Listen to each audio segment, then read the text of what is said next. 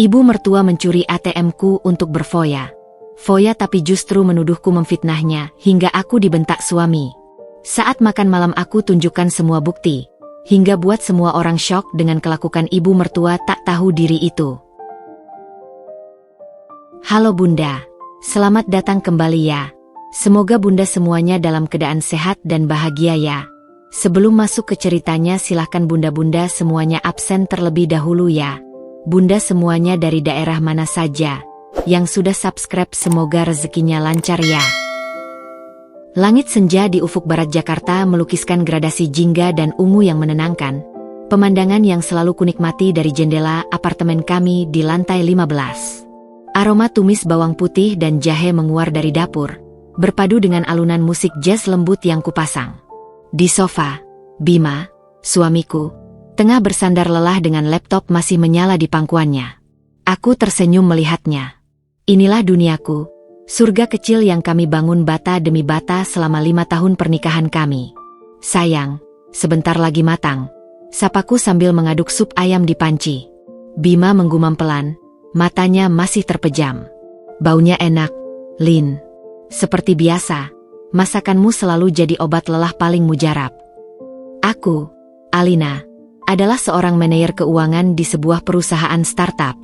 Pekerjaanku menuntut ketelitian dan logika. Sementara Bima adalah seorang arsitek dengan jiwa seni yang meluap-luap. Kami adalah dua kutub yang berbeda, namun saling melengkapi dengan sempurna. Kami berbagi mimpi yang sama. Membeli sebuah rumah kecil dengan halaman belakang yang cukup untuk menanam bunga matahari dan memelihara seekor anjing golden retriever suatu hari nanti. Untuk itulah kami bekerja keras, menabung sedikit demi sedikit di rekening bersama yang kartu ATM-nya kupegang. Kehidupan kami nyaris sempurna, jika bukan karena satu variabel yang terkadang sulit kupecahkan, Ibu Ratih, ibu mertuaku. Beliau adalah seorang wanita parubaya yang masih sangat menjaga penampilannya.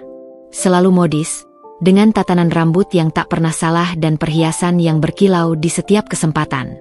Di permukaan, beliau adalah sosok ibu mertua yang manis dan perhatian. Namun di balik senyumnya yang terawat baik, ada sepasang mata yang selalu mengamati, menilai, dan membandingkan. Alina, kamu beruntung sekali punya pekerjaan bagus. Bima jadi lebih ringan bebannya, ujarnya suatu kali saat berkunjung, tangannya mengelus tas kerja baruku. Kalau zaman ibu dulu, perempuan ya di rumah saja, melayani suami. Tapi zaman sudah beda, ya, lebih modern. Kalimat itu, meski dibalut dengan nada lembut, selalu meninggalkan residu aneh di hatiku.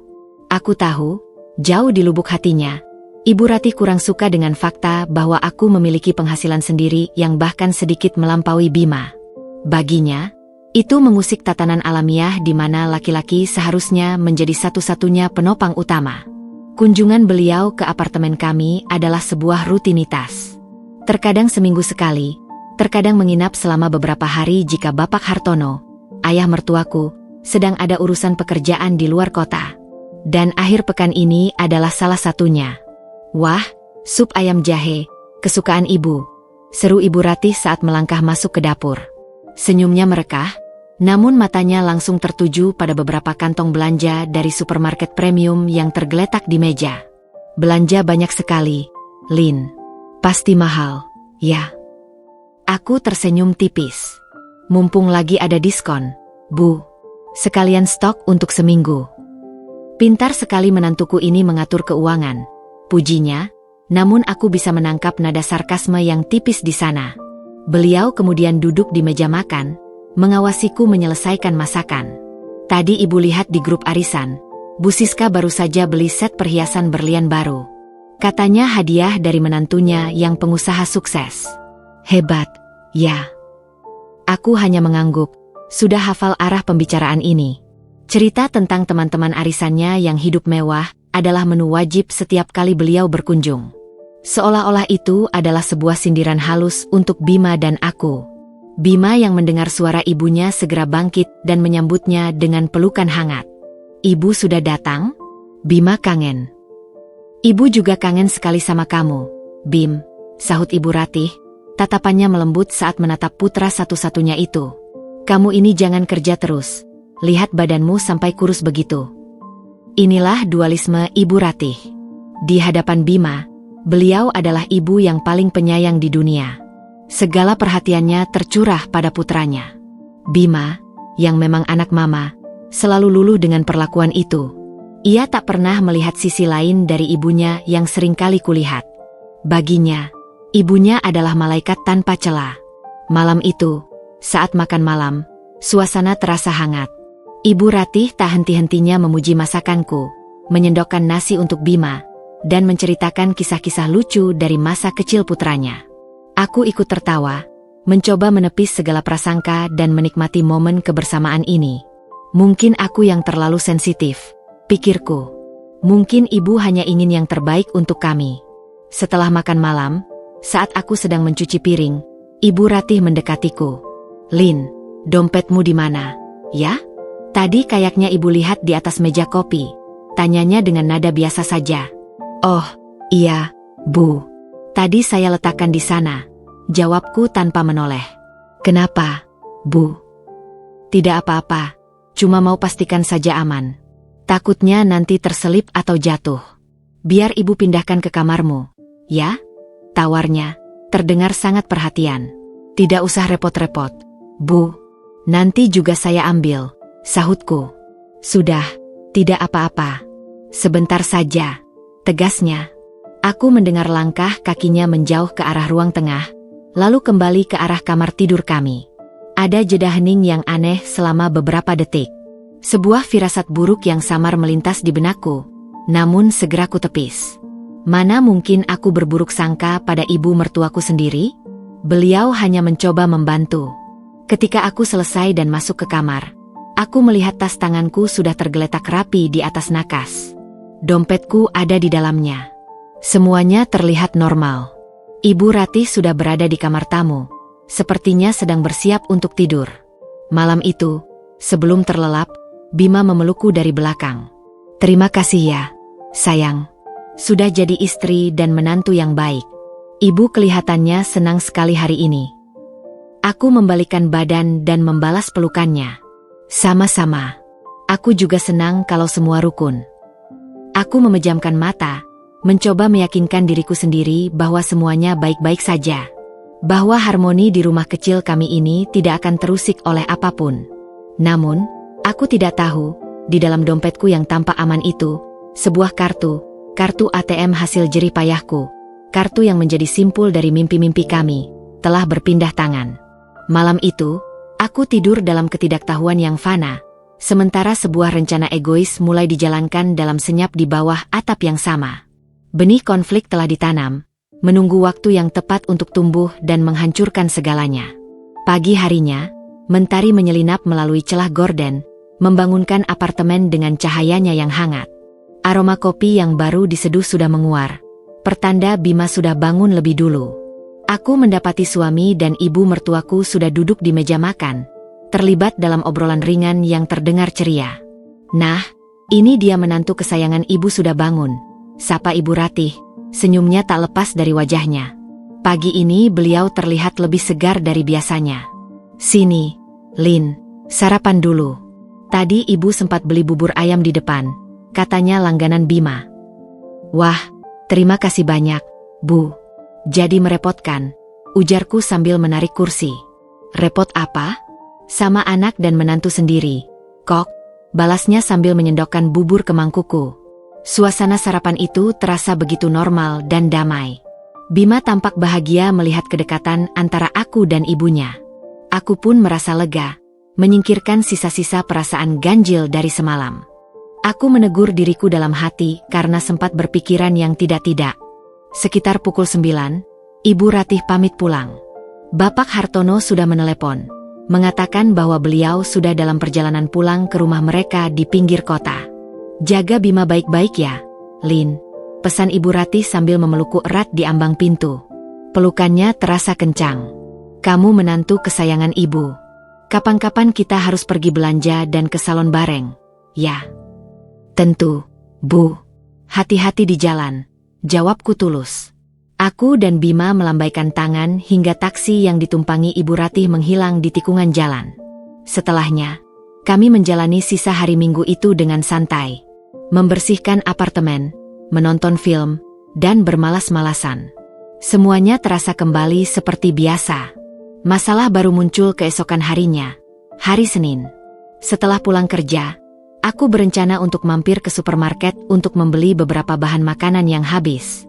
Saat tiba di kasir dengan troli yang sudah terisi penuh, aku membuka dompetku untuk mengambil kartu ATM rekening tabungan kami, kartu yang biasa kugunakan untuk belanja bulanan. Jariku merogoh slot kartu yang sudah sangat kuhafal letaknya.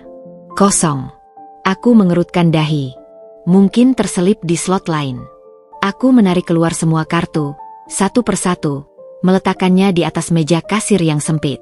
Kartu kredit, KTP, SIM, kartu akses kantor. Tapi kartu ATM biru dari rekening tabungan itu tidak ada. Maaf, Bu, bisa sedikit lebih cepat? Tegur kasir dengan sopan. Melihat antrean di belakangku mulai memanjang. Jantungku mulai berdebar sedikit lebih kencang. Wajahku terasa panas. Sebentar, Mbak, kataku dengan suara sedikit bergetar. Aku membongkar seluruh isi dompet, lalu seluruh isi tas tanganku. Nihil. Kartu itu benar-benar tidak ada. Dengan panik, aku akhirnya membayar menggunakan kartu debit dari rekening gaji pribadiku. Sepanjang perjalanan pulang, otakku bekerja keras. Di mana terakhir kali aku menggunakan kartu itu? Aku ingat, Jumat sore, aku mengambil uang tunai di ATM dekat kantor. Setelah itu, aku langsung pulang dan meletakkan dompet di dalam tas seperti biasa. Aku tidak keluar rumah lagi sampai hari Senin ini. Sesampainya di apartemen, aku membongkar ulang tasku dengan lebih teliti di atas ranjang. Aku memeriksa setiap kantong, setiap celah, bahkan mengguncangnya hingga semua isinya tumpah. Aku mencari di laci nakas, di meja rias, di sela-sela sofa. Tidak ada. Kartu itu seolah lenyap di telan bumi. Aku duduk termenung di tepi tempat tidur, mencoba menenangkan napasku yang memburu. Aku memutar ulang kejadian akhir pekan kemarin. Jumat malam, dompetku aman di dalam tas. Sabtu, Ibu Ratih datang. Aku memasak, kami makan malam. Dan tiba-tiba, sebuah kilasan ingatan muncul begitu jelas. Lin, dompetmu di mana? Ya? Tadi kayaknya ibu lihat di atas meja kopi. Biar ibu pindahkan ke kamarmu. Ya. Seketika tubuhku terasa dingin. Ingatan tentang tawaran, baik hati, Ibu Ratih untuk memindahkan tasku kini terasa begitu mengerikan. Jeda waktu saat beliau masuk ke kamar sendirian. Apakah mungkin? Tidak, tidak mungkin. Aku menggelengkan kepala dengan keras, mencoba mengusir pikiran terkutuk itu. Ini Ibu Ratih, ibu dari suamiku. Mana mungkin beliau melakukan hal serendah itu? Pasti aku yang teledor. Mungkin kartu itu terjatuh di suatu tempat. Di parkiran, di kantor, di lobi apartemen. Tapi firasatku mengatakan hal lain. Perasaan ganjil yang kurasakan saat beliau berkunjung. Komentar-komentarnya tentang uang, cerita tentang teman arisannya, dan sekarang hilangnya kartu ATM tepat setelah beliau menginap. Semua potongan puzzle itu mulai menyatu, membentuk sebuah gambaran mengerikan yang tak ingin kupercaya. Aku terjebak dalam dilema. Menuduh ibu mertuaku sendiri tanpa bukti adalah sebuah tindakan gila. Itu bisa menghancurkan pernikahanku. Bima tidak akan pernah mempercayainya. Ia akan menganggapku menantu durhaka yang membenci ibunya. Tapi membiarkannya begitu saja juga tidak mungkin. Itu adalah rekening tabungan hasil kerja keras kami berdua. Rekening untuk mimpi kami. Dengan tangan gemetar, aku meraih laptop dari meja kerja. Hanya ada satu cara untuk mulai mencari jawaban tanpa harus menimbulkan keributan. Aku harus memeriksa riwayat transaksi rekening itu. Jika ada transaksi mencurigakan yang terjadi selama akhir pekan, maka kecurigaanku bukan lagi sekadar firasat buruk. Aku membuka situs internet banking, jariku ragu-ragu mengetikkan username dan password. Layar loading terasa begitu lama. Setiap detiknya menambah beban di dadaku. Aku menatap layar dengan napas tertahan, bersiap untuk menghadapi kebenaran apapun yang akan muncul. Dunia di sekitarku seolah menyempit. Hanya menyisakan aku dan cahaya dingin dari layar laptop. Jari-jariku yang gemetar berhasil mengklik menu mutasi rekening. Aku memilih rentang waktu dari hari Jumat hingga hari ini. Dengan sekali tarikan napas panjang, aku menekan tombol tampilkan. Daftar transaksi muncul di layar. Jantungku seolah berhenti berdetak. Aku menelusuri daftar itu dari atas.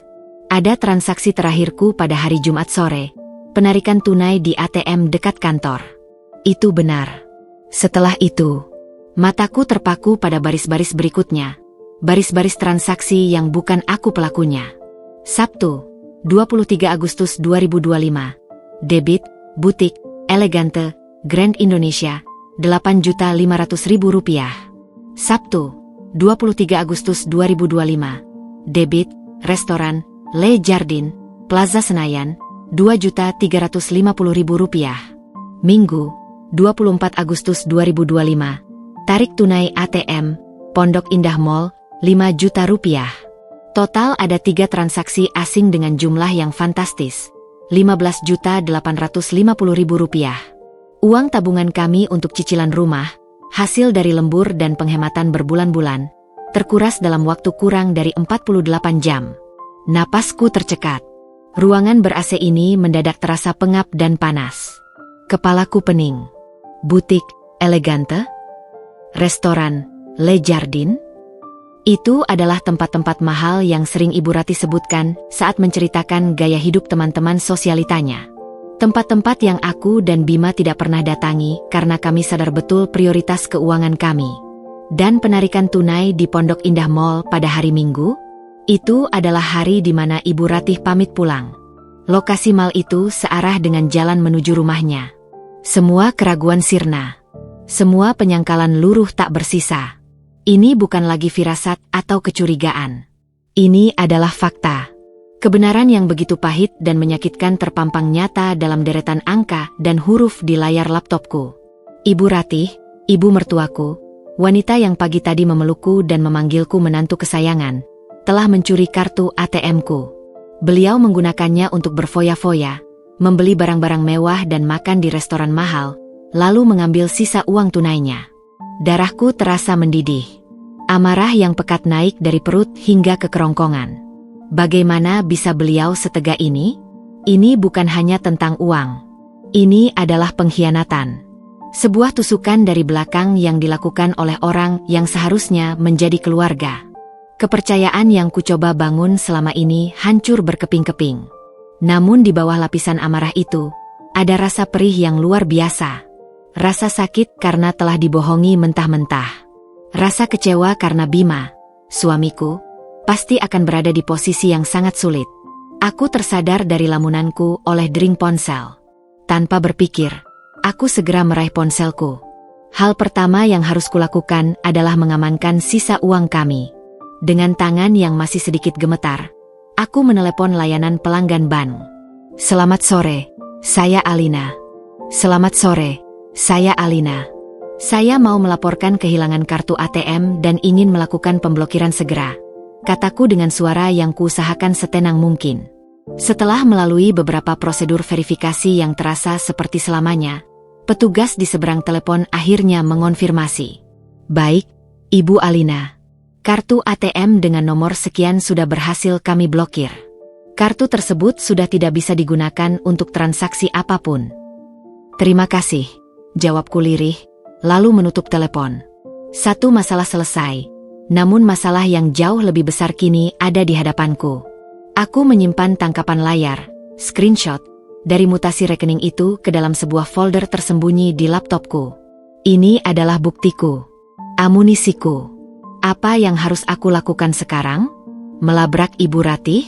Itu hanya akan menciptakan perang terbuka dan beliau pasti akan berkelit. Menelepon Bapak Hartono? Aku tidak cukup dekat dengannya untuk membahas masalah sepersonal ini.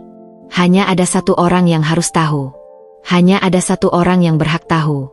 Bima. Dia adalah suamiku, partner hidupku. Kami berjanji untuk melewati suka dan duka bersama. Dia harus tahu apa yang telah dilakukan oleh ibunya. Aku harus percaya padanya.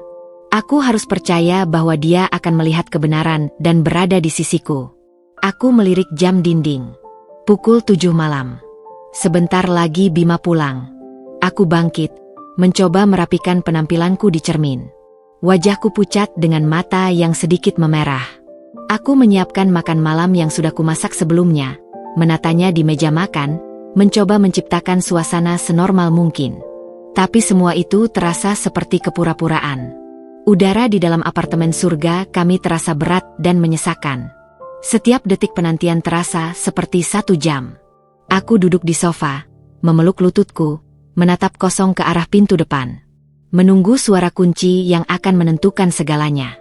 Tepat pukul 8:04, aku mendengar suara langkah kaki yang kukenal di koridor, diikuti oleh suara kunci yang dimasukkan ke lubang pintu. Bima pulang. Jantungku berdebar begitu kencang, seolah akan melompat keluar dari dadaku. Babak baru dari mimpi buruk ini akan segera dimulai. Pintu apartemen terbuka dengan derit pelan yang terdengar seperti raungan di telingaku yang tegang. Bima melangkah masuk, melepaskan sepatu kerjanya dengan desahan lelah. Ia tampak seperti biasa, gulungan kemejanya sedikit berantakan, dasi yang sudah dilonggarkan, dan senyum letih namun tulus yang selalu ia berikan untukku. Malam ini, senyum itu terasa seperti belati yang mengiris hatiku. Dia tidak tahu bahwa dunia kecil kami yang damai baru saja diguncang oleh badai. "Hai, sayang," sapanya, melangkah mendekat dan mengecup keningku. "Maaf ya, agak malam. Ada revisi mendadak dari klien. Kamu sudah makan?" Aku menggeleng pelan, tak sanggup mengeluarkan suara. Tenggorokanku terasa tercekat. Aku nungguin kamu, Mas," jawabku akhirnya dengan suara serak. Bima menatapku lekat, keningnya berkerut. Ia pasti merasakan ada yang salah. Aku yakin aku terlihat seperti orang linglung dengan mata yang sembab.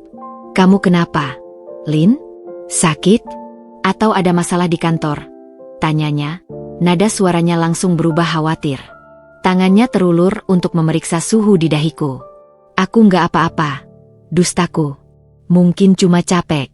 Lebih baik kamu mandi dulu, biar segar. Aku siapkan makan malam." Itu adalah sebuah taktik untuk mengulur waktu, memberiku beberapa menit lagi untuk mengumpulkan kekuatan dan keberanian yang kubutuhkan. Saat Bima berada di kamar mandi, aku duduk kembali di meja makan, menatap 2 piring sup ayam yang mulai mendingin. Makanan kesukaan kami kini terlihat sama sekali tidak mengundang selera. Semua skenario percakapan berkelebat di kepalaku. Bagaimana cara memulainya? Bagaimana cara memberitahunya bahwa malaikat yang ia puja sesungguhnya memiliki sisi gelap yang mengerikan? Bima keluar beberapa saat kemudian, sudah lebih segar dengan kaos oblong dan celana pendek.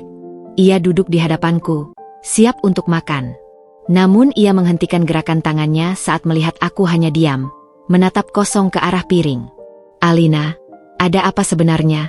desaknya lembut. "Jangan bikin aku khawatir. Cerita sama aku." Inilah saatnya. Tidak ada jalan untuk mundur. Aku menarik napas dalam-dalam, mencoba menjaga suaraku agar tidak bergetar. "Mas, ada masalah serius. Ini soal rekening tabungan kita." Bima meletakkan sendoknya. Perhatiannya kini 100% terpusat padaku. "Masalah? Maksudnya?" "Kartu ATM-nya hilang," kataku pelan. Respons pertamanya persis seperti yang kuduga. Santai dan menenangkan. "Oh, cuma itu? Ya ampun, aku kira ada apa. Mungkin jatuh di suatu tempat. Coba diingat-ingat lagi. Terakhir kamu pakai di mana? Nanti kita urus surat kehilangan ke polisi. Gampang kok bikin kartu baru." Ia tersenyum, seolah masalahnya sudah selesai. "Bukan itu masalahnya, Mas," potongku cepat. Rasa frustrasi mulai merayap. "Aku yakin kartu itu nggak jatuh. Aku sudah blokir kartunya."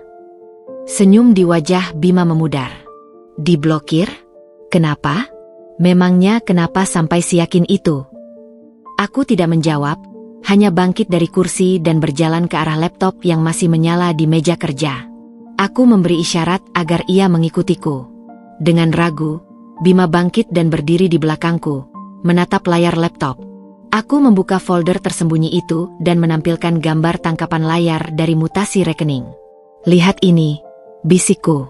Aku melihat matanya bergerak cepat, membaca baris demi baris transaksi. Awalnya ia diam, mencoba mencerna informasi di hadapannya. Aku memberinya waktu, berharap logikanya sebagai seorang profesional akan bekerja. 15 juta rupiah lebih? Dalam 2 hari, suaranya terdengar kaget. Di Grand Indonesia? Plaza Senayan? Ini gila. Ini pasti kejahatan skimming. Lin, kartu kita digandakan orang di ATM waktu kamu terakhir ambil uang. Kita harus lapor polisi sekarang juga. Amarah Bima tersulut, tapi ke arah yang salah. Ia marah pada penjahat tak berwajah, pada sistem keamanan bank yang lemah. Ia marah pada semua hal, kecuali pada satu kemungkinan yang tak pernah terlintas di benaknya. Hatiku terasa sakit. Aku berharap ia bisa melihatnya sendiri, tapi ternyata tidak. Aku harus mengatakannya. Mas, aku juga awalnya berpikir begitu, kataku dengan suara bergetar. Tapi coba kamu lihat lagi. Lihat tanggalnya. Hari Sabtu dan Minggu. Tepat saat ibu menginap di sini. Dan lihat lokasinya. Itu tempat-tempat yang sering ibu ceritakan, kan? Dan penarikan tunai terakhir, di Pondok Indah Mall, searah jalan pulang ke rumah ibu. Aku bisa merasakan tubuh Bima menegang di belakangku. Keheningan yang menyusul terasa lebih berat dari apapun. Aku menunggu, berdoa dalam hati agar ia mengerti, agar ia menghubungkan titik-titik itu seperti yang telah kulakukan. Maksud kamu apa, Alina? Tanyanya pelan, namun nadanya berubah total. Ada hawa dingin yang menusuk dalam suaranya. Aku membalikkan badan untuk menghadapnya. Mataku sudah berkaca-kaca. Mas, sebelum kartu itu hilang, satu-satunya orang yang memegang tasku, yang memindahkannya ke kamar, hanya ibu. Wajah Bima mengeras seketika. Ekspresi khawatir dan bingung tadi lenyap, digantikan oleh tatapan tajam penuh ketidakpercayaan yang belum pernah kulihat sebelumnya. Kamu nuduh ibu? Desisnya. Setiap kata diucapkan dengan penekanan yang dingin. Aku nggak nuduh, Mas. Aku cuma menunjukkan fakta yang ada. Balasku, suaraku mulai meninggi karena campuran rasa sakit dan putus asa. Fakta. Ia tertawa sinis, sebuah tawa yang sama sekali tidak lucu. Fakta apa, Lin? Fakta kalau kamu kehilangan kartu, lalu dengan gampangnya menyalahkan ibuku? Ibuku sendiri? Kamu sadar nggak siapa yang kamu bicarakan ini? Aku sadar, Bima. Justru karena aku sadar makanya ini terasa sangat menyakitkan. Menyakitkan? Kamu tahu apa yang lebih menyakitkan? Mendengar istriku sendiri menuduh ibuku sebagai seorang pencuri. Suaranya mulai naik. Ibu itu nggak mungkin melakukan hal serendah itu. Untuk apa? Kalau beliau butuh uang, beliau pasti akan bicara langsung sama aku, putranya. Bukan dengan cara mencuri seperti ini. Bima berjalan mondar-mandir di ruangan sempit itu. Tangannya mengacak-acak rambutnya sendiri karena frustrasi. Ia terlihat seperti singa yang terluka, siap menerkam siapa saja yang mengancam keluarganya. Dan saat ini, ancaman itu adalah aku. Mungkin kamu yang lupa. Kamu yang belanja di sana tapi nggak sadar. Atau kamu kehilangan kartunya dan dipakai orang lain yang kebetulan belanja di sana. Ia terus mencari-cari penjelasan lain, penjelasan apapun yang tidak melibatkan ibunya. Air mataku akhirnya tumpah. Aku nggak mungkin lupa sudah menghabiskan uang 15 juta. Mas, aku manajer keuangan. Aku tahu persis setiap rupiah yang keluar. Buktinya ada di depan mata kamu. Kenapa kamu nggak mau lihat? Teriakan putus asaku sepertinya menjadi pemicu terakhirnya. Ia berhenti mondar-mandir dan menatapku dengan mata menyala-nyala karena amarah. Cukup, Alina. Bentaknya. Suaranya menggema di apartemen kami yang senyap. Aku terlonjak kaget. Tubuhku gemetar hebat. Ini pertama kalinya Bima membentakku sekeras ini. Aku nggak mau dengar lagi fitnah ini. Lanjutnya dengan napas terengah-engah. Kamu sudah kelewatan. Bisa-bisanya kamu punya pikiran sejahat dan sekotor itu tentang ibuku sendiri. Orang yang sudah melahirkan dan membesarkan suamimu. Daripada introspeksi karena keteledoranmu, kamu malah cari kambing hitam. Dan kamu pilih ibuku.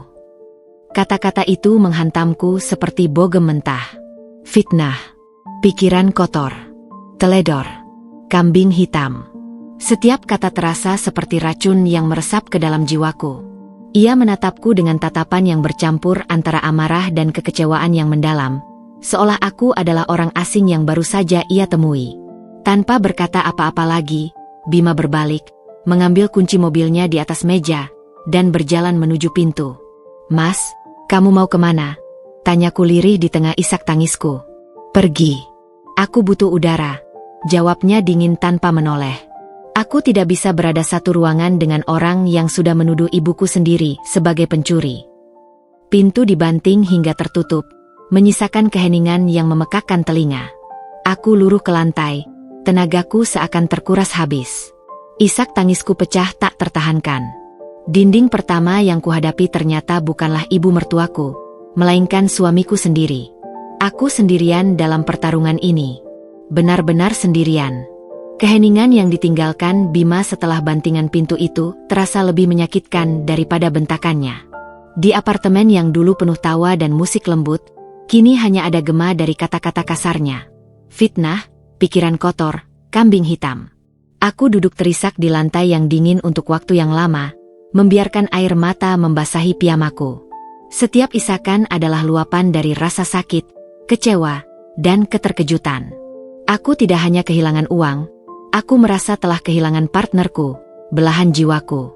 Bima baru pulang lewat tengah malam. Aku mendengarnya membuka pintu sepelan mungkin mengira aku sudah tidur. Aku tetap berbaring di ranjang, memunggunginya, menahan napas. Aku bisa merasakan pergerakannya di dalam ruangan, meletakkan kunci, berganti pakaian dalam gelap, lalu berbaring di sisi ranjang yang paling jauh dariku. Tidak ada permintaan maaf. Tidak ada elusan di rambutku. Tidak ada bisikan, "Maafkan aku."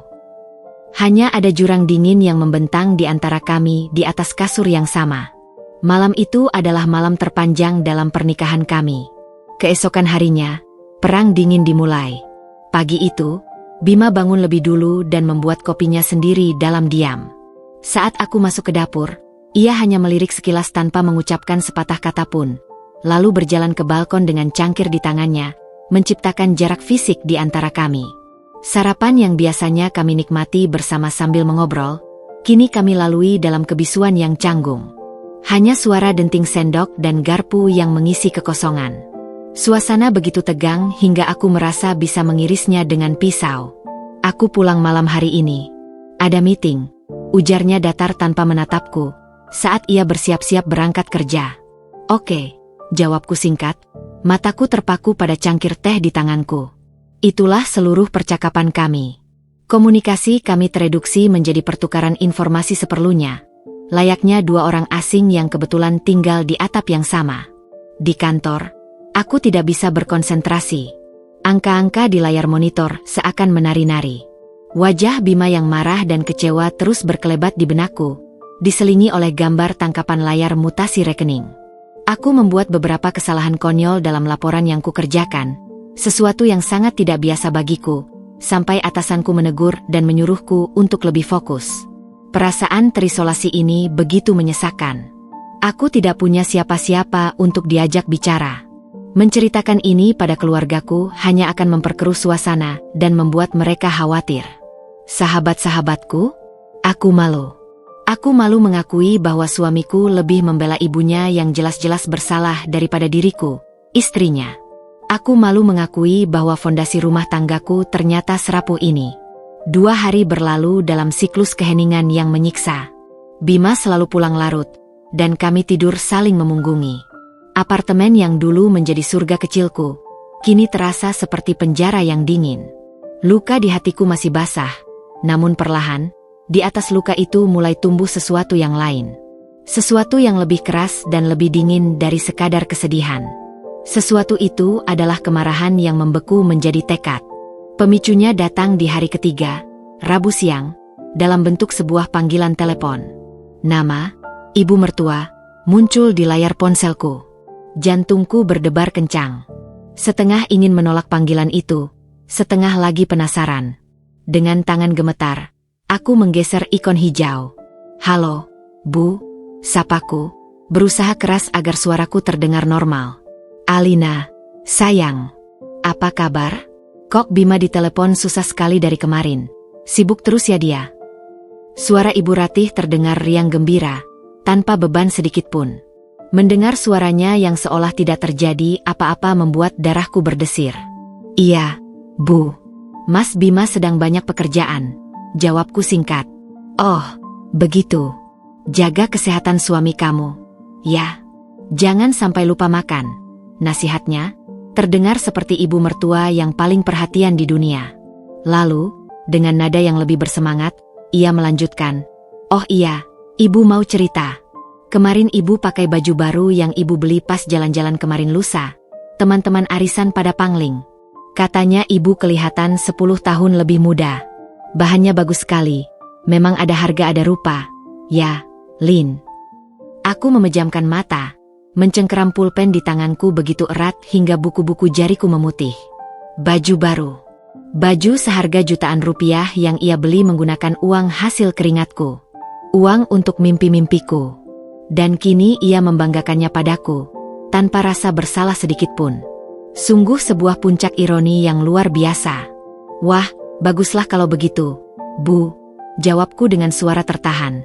Iya, nanti kapan-kapan kita harus belanja bareng. Sudah dulu ya. Sayang, ibu mau siap-siap arisan lagi. Salam untuk Bima. Telepon ditutup. Aku meletakkan ponselku di meja dengan pelan. Keheningan di ruang kerjaku terasa pekat. Percakapan singkat itu adalah tamparan keras yang menyadarkanku. Air mata tidak akan menyelesaikan apapun. Mengasihani diri sendiri tidak akan mengembalikan uangku atau kepercayaan suamiku. Wanita itu, Ibu Ratih, tidak akan pernah mengaku. Ia terlalu pintar, terlalu licik, dan ia tahu Bima ada dalam genggamannya. Buktiku, yang menurutku sudah sangat jelas, ternyata tidak cukup untuk membuka mata suamiku yang telah dibutakan oleh cinta seorang anak. Bima tidak akan percaya hanya dengan melihat deretan angka di layar. Ia membutuhkan sesuatu yang tidak bisa ia sangkal. Sesuatu yang visual. Sesuatu yang absolut. Saat itu juga, di tengah bilik kerjaku yang sunyi, sebuah keputusan terbentuk. Kesedihanku mengkristal menjadi sebuah rencana. Aku tidak akan membiarkan kebohongan ini menang. Aku tidak akan membiarkan fitnah Bima menjadi kebenaran. Aku akan membuktikan ucapanku, bukan lagi untuknya, tapi untuk diriku sendiri. Untuk harga diriku yang telah diinjak-injak. Tanganku yang tadi gemetar karena amarah kini bergerak dengan mantap di atas keyboard laptop. Aku membuka browser internet. Aku tidak lagi mencari cara memulihkan hubungan dengan suamiku. Aku mencari sesuatu yang lain. Di kolom pencarian, aku mengetik prosedur permintaan rekaman CCTV Grand Indonesia. Lalu aku membuka tab baru, kontak manajemen keamanan Plaza Senayan. Dan satu tab lagi, informasi CCTV area ATM Pondok Indah Mall. Perang dingin di rumah mungkin masih akan berlanjut. Tapi di dalam diriku, perang yang sesungguhnya baru saja dimulai. Aku akan mengumpulkan semua bukti, kepingan demi kepingan, sampai aku memiliki sebuah gambar utuh yang begitu jelas, yang bahkan anak mama yang paling keras kepala sekalipun tidak akan bisa menyangkalnya. Dan aku akan menyajikan kebenaran itu, bukan dengan air mata, tapi dengan fakta yang tak terbantahkan. 2 hari berikutnya, apartemen kami menjadi panggung sandiwara bisu. Aku dan Bima bergerak seperti 2 bayangan, hidup dalam orbit masing-masing yang nyaris tak bersinggungan. Pagi hari diisi keheningan pekat, malam hari diisi kekosongan ranjang yang terasa begitu luas. Rasa sakit karena pengabaiannya masih ada, namun kini tertimbun di bawah lapisan tekad yang mengeras. Aku tidak punya waktu lagi untuk meratapi pernikahan yang retak. Aku punya misi yang harus diselesaikan. Misi pertamaku dimulai dengan serangkaian panggilan telepon yang membuatku frustrasi. Aku menyisihkan waktu istirahat makan siangku di kantor untuk menghubungi bagian manajemen dari 3 mal besar yang tertera di mutasi rekening. Hasilnya bisa ditebak dan sama sekali tidak memuaskan. Selamat siang, dengan manajemen Mal Grand Indonesia. Ada yang bisa dibantu? Sapa suara ramah di seberang telepon. Siang, Mbak. Saya Alina. Saya ingin menanyakan prosedur untuk meminta salinan rekaman CCTV di area butik lantai 1 untuk hari Sabtu lalu. Jelasku setenang mungkin. Mohon maaf, Bu Alina. Sesuai SOP, rekaman CCTV adalah properti internal kami dan bersifat rahasia. Kami hanya bisa memberikannya kepada pihak berwenang jika ada surat laporan resmi dari kepolisian. Jawab suara itu dengan tegas namun sopan. Jawaban yang sama kudapatkan dari Plaza Senayan dan Pondok Indah Mall. Dinding birokrasi yang tinggi dan tebal langsung menghadangku. Surat laporan dari kepolisian. Dua kata itu terus berdengung di telingaku. Itu berarti aku harus pergi ke kantor polisi, duduk di hadapan seorang petugas, dan secara resmi menuduh Ratih Suryaningrum, ibu mertuaku sendiri, telah melakukan tindak pidana pencurian. Membayangkannya saja sudah membuat perutku mulas. Itu adalah langkah eskalasi yang luar biasa besar. Sebuah langkah tanpa jalan kembali. Melaporkan ibu mertuaku ke polisi bukan hanya akan menghancurkan nama baiknya, tapi juga akan menghancurkan Bima. Itu akan menjadi luka yang tidak akan pernah bisa disembuhkan dalam keluarga kami. Aku belum siap untuk meledakkan bom nuklir itu. Harus ada cara lain. Setelah seharian buntu, sebuah ide terlintas di benakku saat aku sedang menatap laporan keuangan di layar komputerku. Aku terbiasa menangani sengketa dan verifikasi data. Aku tidak harus mendekati masalah ini sebagai korban yang panik.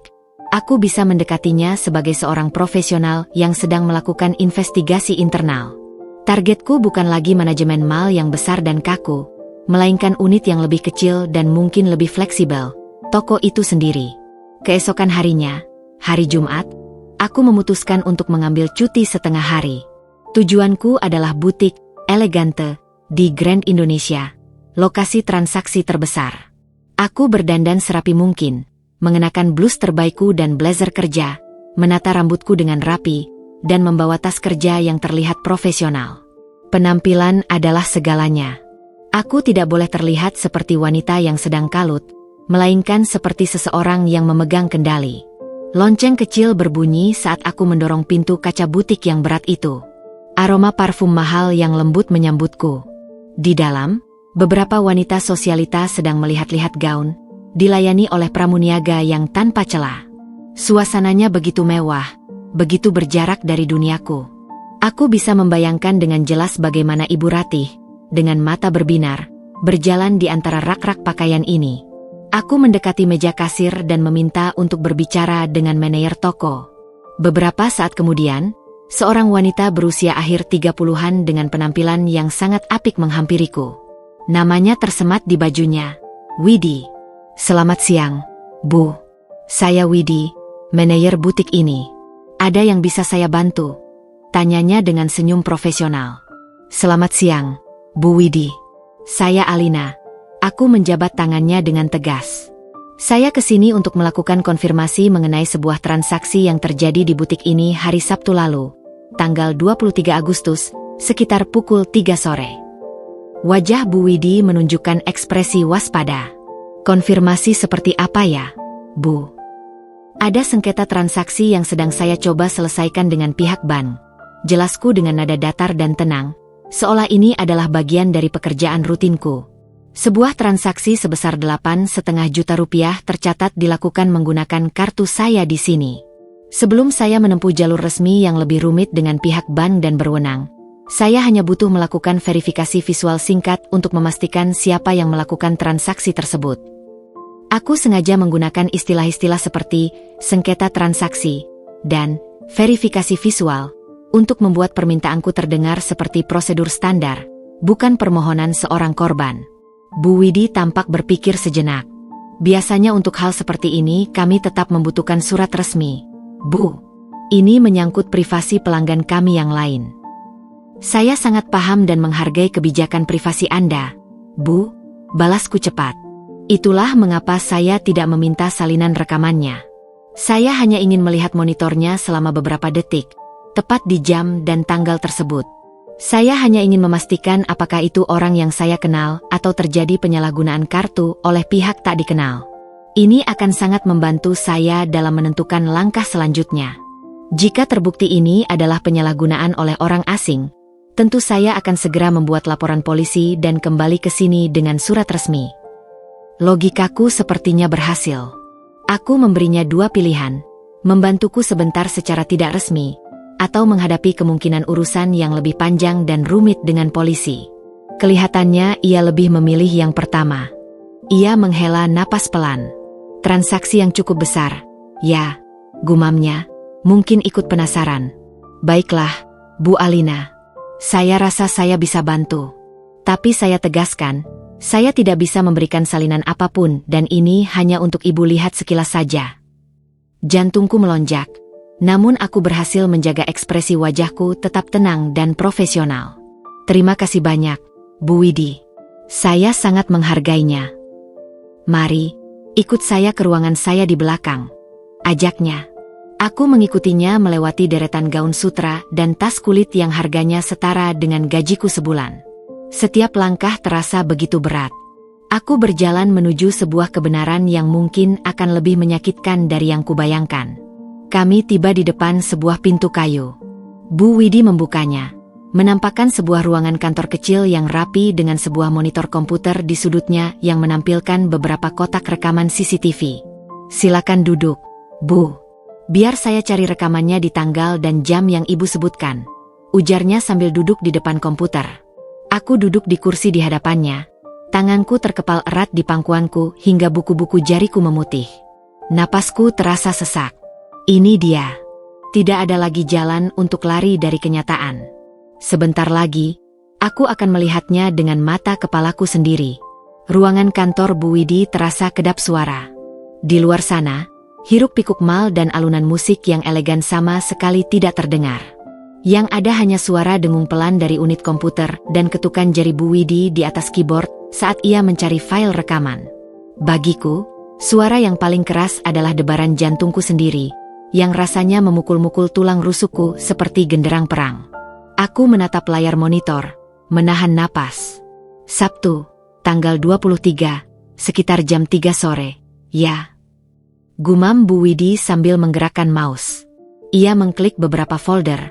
Lalu sebuah jendela pemutar video terbuka. Ah, ini dia. Area kasir, pukul 15 hingga pukul 15.15. Ia menekan tombol putar. Gambar di layar, meskipun tidak sejernih film HD, menampilkan dengan jelas area kasir dari sudut atas. Seorang pelanggan sedang menyelesaikan transaksinya. Aku menunggu dengan gelisah. Waktu di pojok layar menunjukkan pukul 15.03. Jantungku serasa berhenti berdetak. Lalu, sesosok wanita yang sangat kukenal melangkah masuk ke dalam bingkai rekaman, mendekati meja kasir. Itu dia, Ibu Ratih. Beliau mengenakan blus sutra berwarna marun dan celana bahan berwarna krem, setelan yang terlihat mahal dan berkelas. Rambutnya disanggul rapi, dan sebuah kacamata hitam besar bertengger di atasnya. Beliau tidak sendirian. Di belakangnya, dua orang wanita parubaya lain dengan penampilan serupa, yang langsung kukenali sebagai teman-teman arisannya dari beberapa foto yang pernah ia tunjukkan, mengikutinya sambil tertawa dan berceloteh. Mereka membawa beberapa potong pakaian di tangan mereka. Napasku tercekat. Aku maju sedikit di kursiku, mataku terpaku pada layar. Melihatnya di sana, dalam rekaman hitam putih ini, terasa surreal. Terasa begitu dingin dan nyata. Pramuniaga mulai menghitung total belanjaan. Aku bisa melihat Ibu Ratih berbicara dengan penuh percaya diri, menunjuk ke arah salah satu gaun, lalu tertawa bersama teman-temannya. Beliau tampak begitu bahagia, begitu berkuasa, seolah sedang berada di puncak dunia. Tidak ada sedikit pun jejak keraguan atau rasa bersalah di wajahnya. Saat total harga muncul di mesin kasir, Ibu Ratih membuka tas tangannya yang bermerek. Dari dalam sebuah dompet kulit buaya, tangannya dengan santai mengeluarkan sebuah kartu. Kartu berwarna biru yang familiar. Kartu ATM-ku. Aku tersentak pelan hingga membuat Bu Widi menoleh ke arahku. Aku tidak peduli. Mataku terkunci pada gerakan tangan Ibu Ratih. Dengan gerakan yang begitu lancar dan tanpa beban, seolah itu adalah miliknya sendiri, ia menyerahkan kartu itu kepada kasir. Ketika mesin EDC disodorkan kepadanya, ia mengetikkan nomor PIN dengan cepat dan fasih. Nomor PIN yang hanya diketahui oleh aku dan Bima. Nomor PIN yang merupakan kombinasi tanggal ulang tahun pernikahan kami. Sebuah senyum puas terukir di wajahnya saat struk pembayaran keluar. Ia mengambil kantong belanja yang besar itu, lalu berkata sesuatu pada teman-temannya yang membuat mereka semua tertawa. Mereka kemudian berjalan keluar dari sorotan kamera, meninggalkan area kasir. Video itu terus berjalan, menampilkan pelanggan lain, tapi aku tidak lagi melihatnya. Pemandangan tadi terpatri di retinaku. Ibu Ratih tersenyum, berfoya-foya dengan teman-temannya. Menggunakan uang hasil kerja kerasku untuk membeli status sosial dan pengakuan di antara lingkarannya. Pengkhianatan itu kini memiliki wujud, suara, dan senyuman. Bu Alina? Suara lembut Bu Widi menyadarkanku. Jadi, apakah ibu mengenali orangnya? Aku menoleh padanya. Mataku terasa panas dan perih. Aku tidak tahu ekspresi apa yang terpampang di wajahku, tapi itu cukup untuk membuat senyum profesional Bu Widi luntur, digantikan oleh tatapan iba. Aku mengangguk pelan. Iya, Bu. Saya kenal. Jawabku dengan suara serak. Aku menelan ludah, menguatkan diri. Aku harus mendapatkan bukti ini. Bu Widi, saya tahu apa yang saya katakan tadi. Tapi kenyataannya, ini jauh lebih rumit dan menyakitkan dari sekadar sengketa bank. Orang itu, dia ibu mertua saya.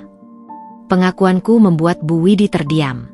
Matanya sedikit melebar karena terkejut.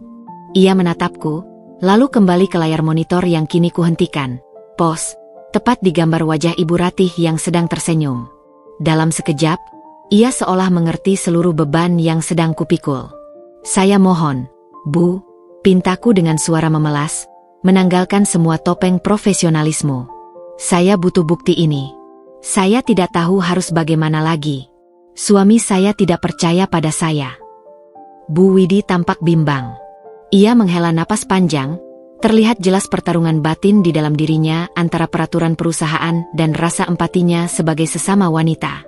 Peraturan tetaplah peraturan, Bu Alina, ujarnya pelan, dan hatiku mencelos. Saya bisa kehilangan pekerjaan jika memberikan file rekaman ini tanpa surat resmi. Aku sudah akan memohon lagi saat ia mengangkat tangannya sedikit, menghentikanku. Ia melirik ke arah pintu kantornya, lalu menatapku lagi dengan suara yang lebih pelan. Tapi, lanjutnya, sepertinya saya tiba-tiba merasa haus dan harus pergi ke pantry sebentar untuk membuat teh. Mungkin butuh waktu sekitar 5 menit. Tolong jangan sentuh apapun di komputer saya. Ya, layarnya akan tetap menyala seperti ini. Aku menatapnya, tidak langsung mengerti. Lalu, aku paham. Ia memberiku sebuah kesempatan. Sebuah celah. Mataku berkaca-kaca karena rasa terima kasih. Saya mengerti, Bu. Baiklah, ujarnya sambil bangkit dari kursinya. Saat ia melewatiku, tangannya menepuk pundakku pelan. Sebuah gestur dukungan tanpa kata. Lalu ia berjalan keluar ruangan, menutup pintu di belakangnya. Aku tidak membuang sedetik pun. Dengan tangan gemetar, aku mengeluarkan ponselku, membuka mode perekam video. Aku arahkan kameraku ke layar monitor, memastikan gambarnya jelas, lalu menekan tombol rekam. Aku memutar ulang adegan krusial itu beberapa kali. Saat Ibu Ratih masuk, saat ia menyerahkan kartuku, saat ia tersenyum puas. Semuanya terekam di dalam memoriku dan kini di dalam memori ponselku. 5 menit kemudian, Bu Widi kembali dengan secangkir teh di tangannya. Aku sudah duduk rapi kembali di kursi. Ponselku sudah aman di dalam tas. Sudah selesai urusannya, Bu Alina? Tanyanya, seolah tidak terjadi apa-apa. Sudah, Bu Widi. Jawabku dengan suara yang jauh lebih mantap. Terima kasih. Terima kasih atas pengertian dan bantuan Ibu. Sama-sama. Semoga masalahnya cepat selesai. Balasnya tulus. Aku berjalan keluar dari butik itu, kembali ke keramaian mal yang terasa asing. Dunia di sekitarku masih sama, tapi duniaku telah berubah selamanya. Aku tidak merasakan kemenangan. Yang kurasakan adalah beban yang berat di dadaku. Di dalam tas tanganku, di dalam ponselku, tersimpan sebuah bukti tak terbantahkan. Sebuah senjata yang sangat kuat, namun juga sangat mengerikan. Aku masuk ke dalam mobilku di parkiran yang remang-remang. Aku tidak langsung menyalakan mesin. Aku duduk dalam diam, lalu mengeluarkan ponselku. Aku memutar video itu sekali lagi. Wajah Ibu Ratih yang tersenyum sinis seolah mengejekku dari layar kecil itu. Cukup sudah. Aku punya apa yang kubutuhkan. Sekarang, saatnya menyusun rencana untuk babak final. Perjalanan pulang dari mal terasa berbeda. Jalanan Jakarta yang padat dan riuh di Jumat sore sama sekali tidak memengaruhiku. Pikiranku jernih, setajam kristal. Video berdurasi 47 detik di dalam ponselku terasa berat, bukan hanya dalam ukuran megabyte, tapi juga dalam beban konsekuensi. Itu adalah kebenaran absolut, terbungkus dalam file digital. Aku tidak langsung pulang ke apartemen. Aku berhenti di sebuah kafe yang sepi, memesan secangkir kopi hitam, dan duduk di sudut ruangan. Aku butuh waktu untuk berpikir, untuk menyusun strategi. Emosi, rasa sakit, marah, kecewa, telah membawaku sejauh ini. Sekarang, aku harus menepikannya dan membiarkan logika mengambil alih. Sisi manajer keuanganku, yang terbiasa dengan perencanaan dan mitigasi risiko, kini mengambil kendali penuh. Apa langkah selanjutnya?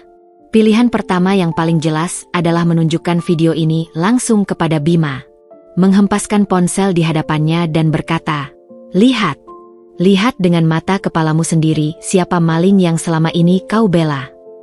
Aku menghela napas, menepis pikiran impulsif itu. Percuma. Aku tahu suamiku.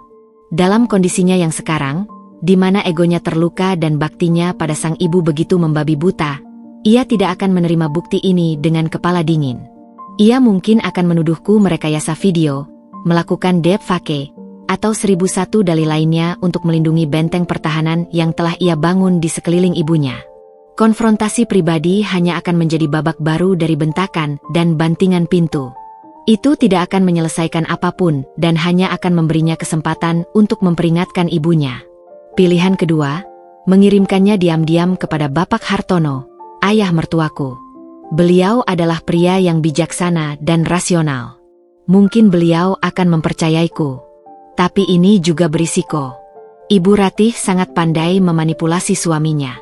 Sebelum Bapak Hartono sempat mencerna bukti itu, Ibu Ratih pasti sudah akan melancarkan serangan lebih dulu dengan air mata dan drama, memposisikan dirinya sebagai korban fitnah keji dari menantunya. Aku tidak bisa membiarkannya mengendalikan narasi. Tidak. Kebenaran ini tidak bisa diungkapkan di dalam bisikan atau di ruang tertutup. Kebenaran ini harus diledakkan di ruang terbuka, di bawah cahaya yang paling terang, di hadapan semua orang yang terlibat. Ibu Ratih tidak boleh diberi celah sedikit pun untuk berkelit, berbohong, atau memutarbalikkan fakta. Ia harus terpojok, tanpa jalan keluar. Dan saat itulah sebuah rencana mulai terbentuk di benakku, sebuah skenario yang dingin dan terperinci. Aku tidak akan menjadi korban yang menangis. Aku akan menjadi sutradara dari pertunjukan ini. Aku akan mengatur panggung, menempatkan para aktor, dan membiarkan bukti yang berbicara sebagai babak finalnya. Aku membutuhkan sebuah panggung. Sebuah acara di mana semua pion utama bisa dikumpulkan di satu tempat. Sebuah acara yang terlihat normal dan tidak mencurigakan. Sebuah perayaan. Aku teringat percakapan singkat dengan Bima beberapa minggu lalu, sebelum semua kekacauan ini terjadi.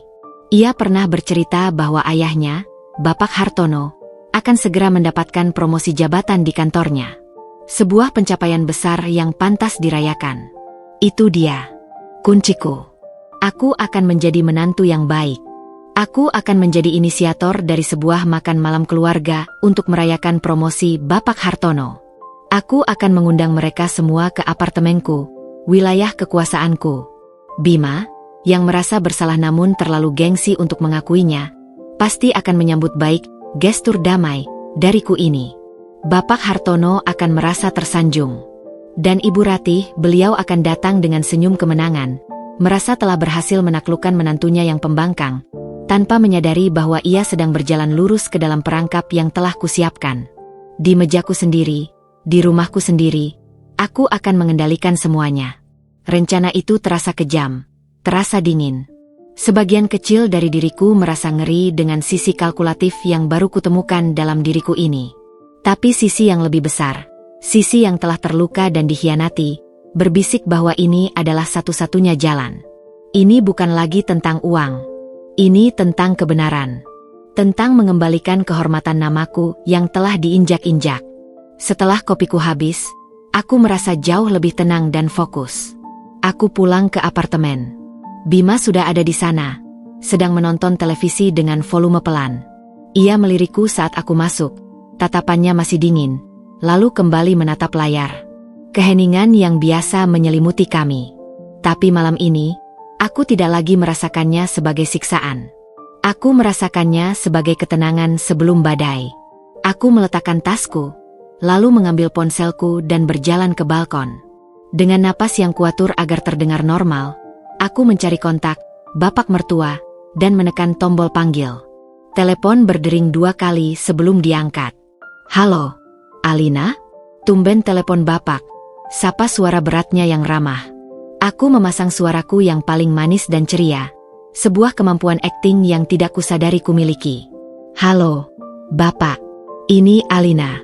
Maaf mengganggu malam-malam. Apa kabar, Pak? Kami berbasa-basi sejenak sebelum aku masuk ke inti pembicaraan. Begini, Pak. Alina dengar dari Mas Bima katanya Bapak dapat promosi, ya? Selamat ya, Pak. Kami semua ikut bangga dan senang sekali. Ah, terima kasih, Lin. Alhamdulillah, jawabnya, terdengar tulus. Nah, karena itu, Alina sama Mas Bima mau sekali mengundang Bapak, Ibu, sama Dewi kalau bisa, untuk makan malam di apartemen hari Sabtu besok.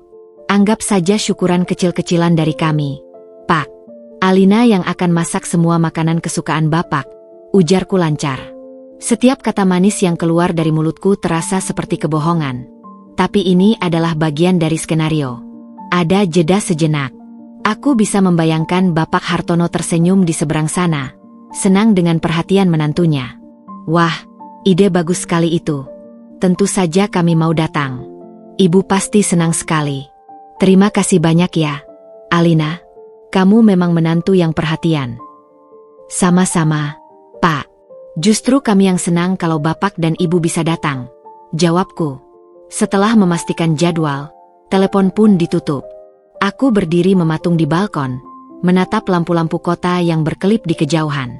Angin malam terasa dingin di kulitku. Perang batin telah berakhir. Perang yang sesungguhnya akan segera dimulai. Umpan telah kutebar. Papan catur telah siap.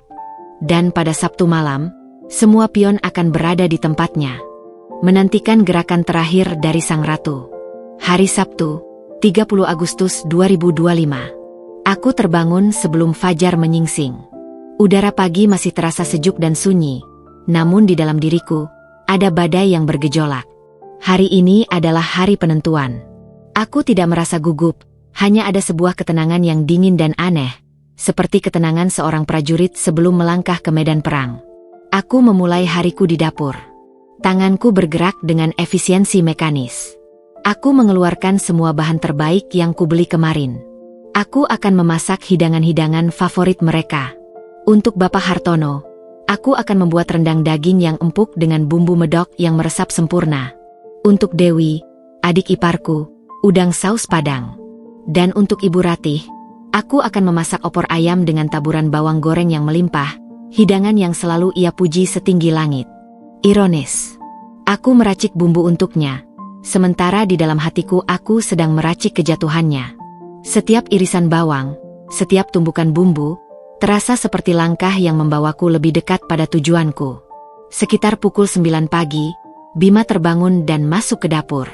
Ia berhenti di ambang pintu, tampak terkejut melihat kesibukanku. Selama seminggu terakhir, dapur ini dingin dan sepi. Pemandangan aku yang kembali memasak dengan begitu bersemangat pastilah sebuah kejutan baginya. Lin, kamu masak semua ini? Banyak sekali, ujarnya. Suaranya terdengar ragu. Untuk makan malam nanti. Merayakan promosi Bapak, jawabku singkat, tanpa mengalihkan pandangan dari wajan. Ia berjalan mendekat, aroma kopi dari cangkirnya bercampur dengan wangi rempah dari masakanku. Ia berdiri di belakangku sejenak dalam diam. Aku bisa merasakan tatapannya di punggungku, sebuah tatapan yang syarat akan kebingungan, kelegaan, dan mungkin sedikit rasa bersalah. Terima kasih, ya, bisiknya pelan, nyaris tak terdengar. Aku senang kamu melakukan ini. Ini sangat berarti buatku. Aku menghentikan gerakanku sejenak. Aku tahu apa yang ia pikirkan. Ia menganggap ini adalah bendera putih dariku.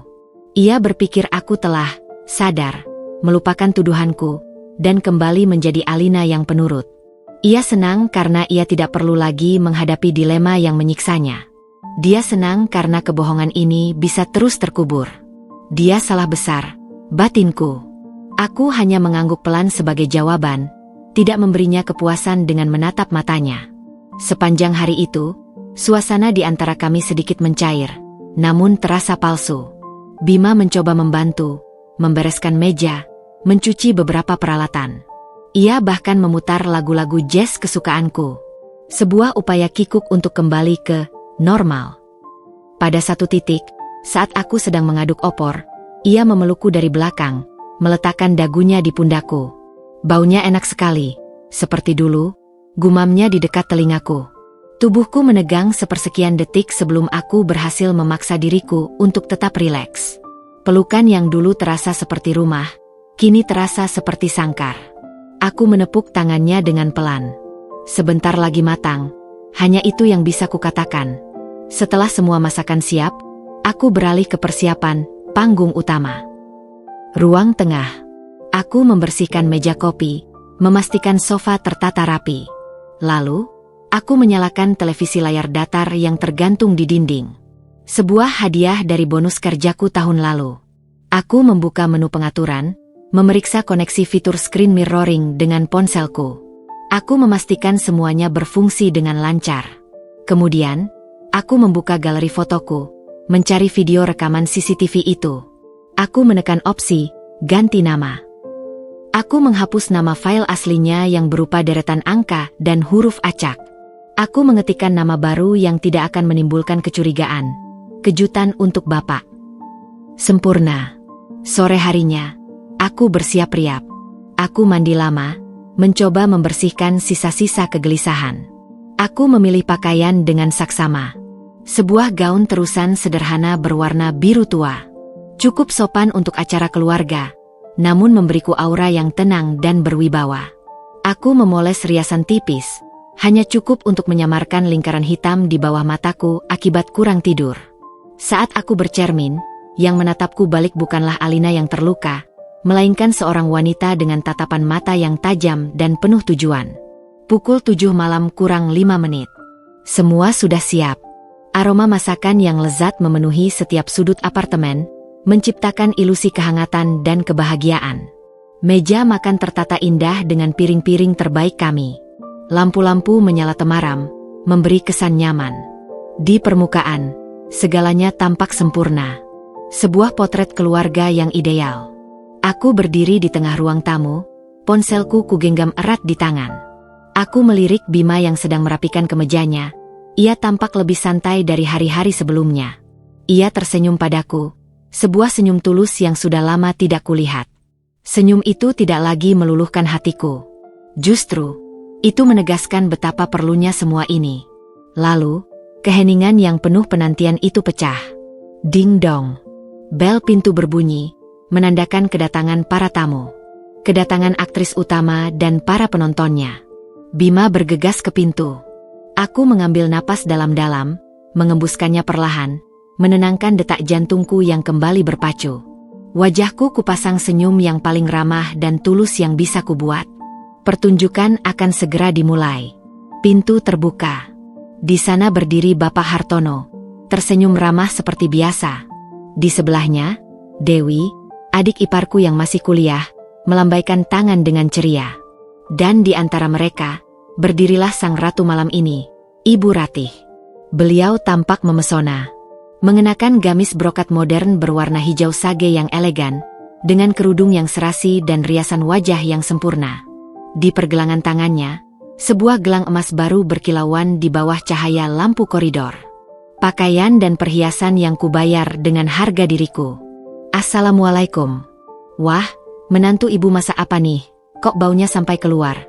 Serunya dengan suara riang yang dibuat-buat, memecah keheningan. Beliau melangkah masuk, melewati Bima, dan langsung memelukku. Pelukannya terasa erat, namun dingin. Alina, sayang, kamu repot-repot sekali. Sama sekali nggak repot, Bu. Ayo, silakan masuk.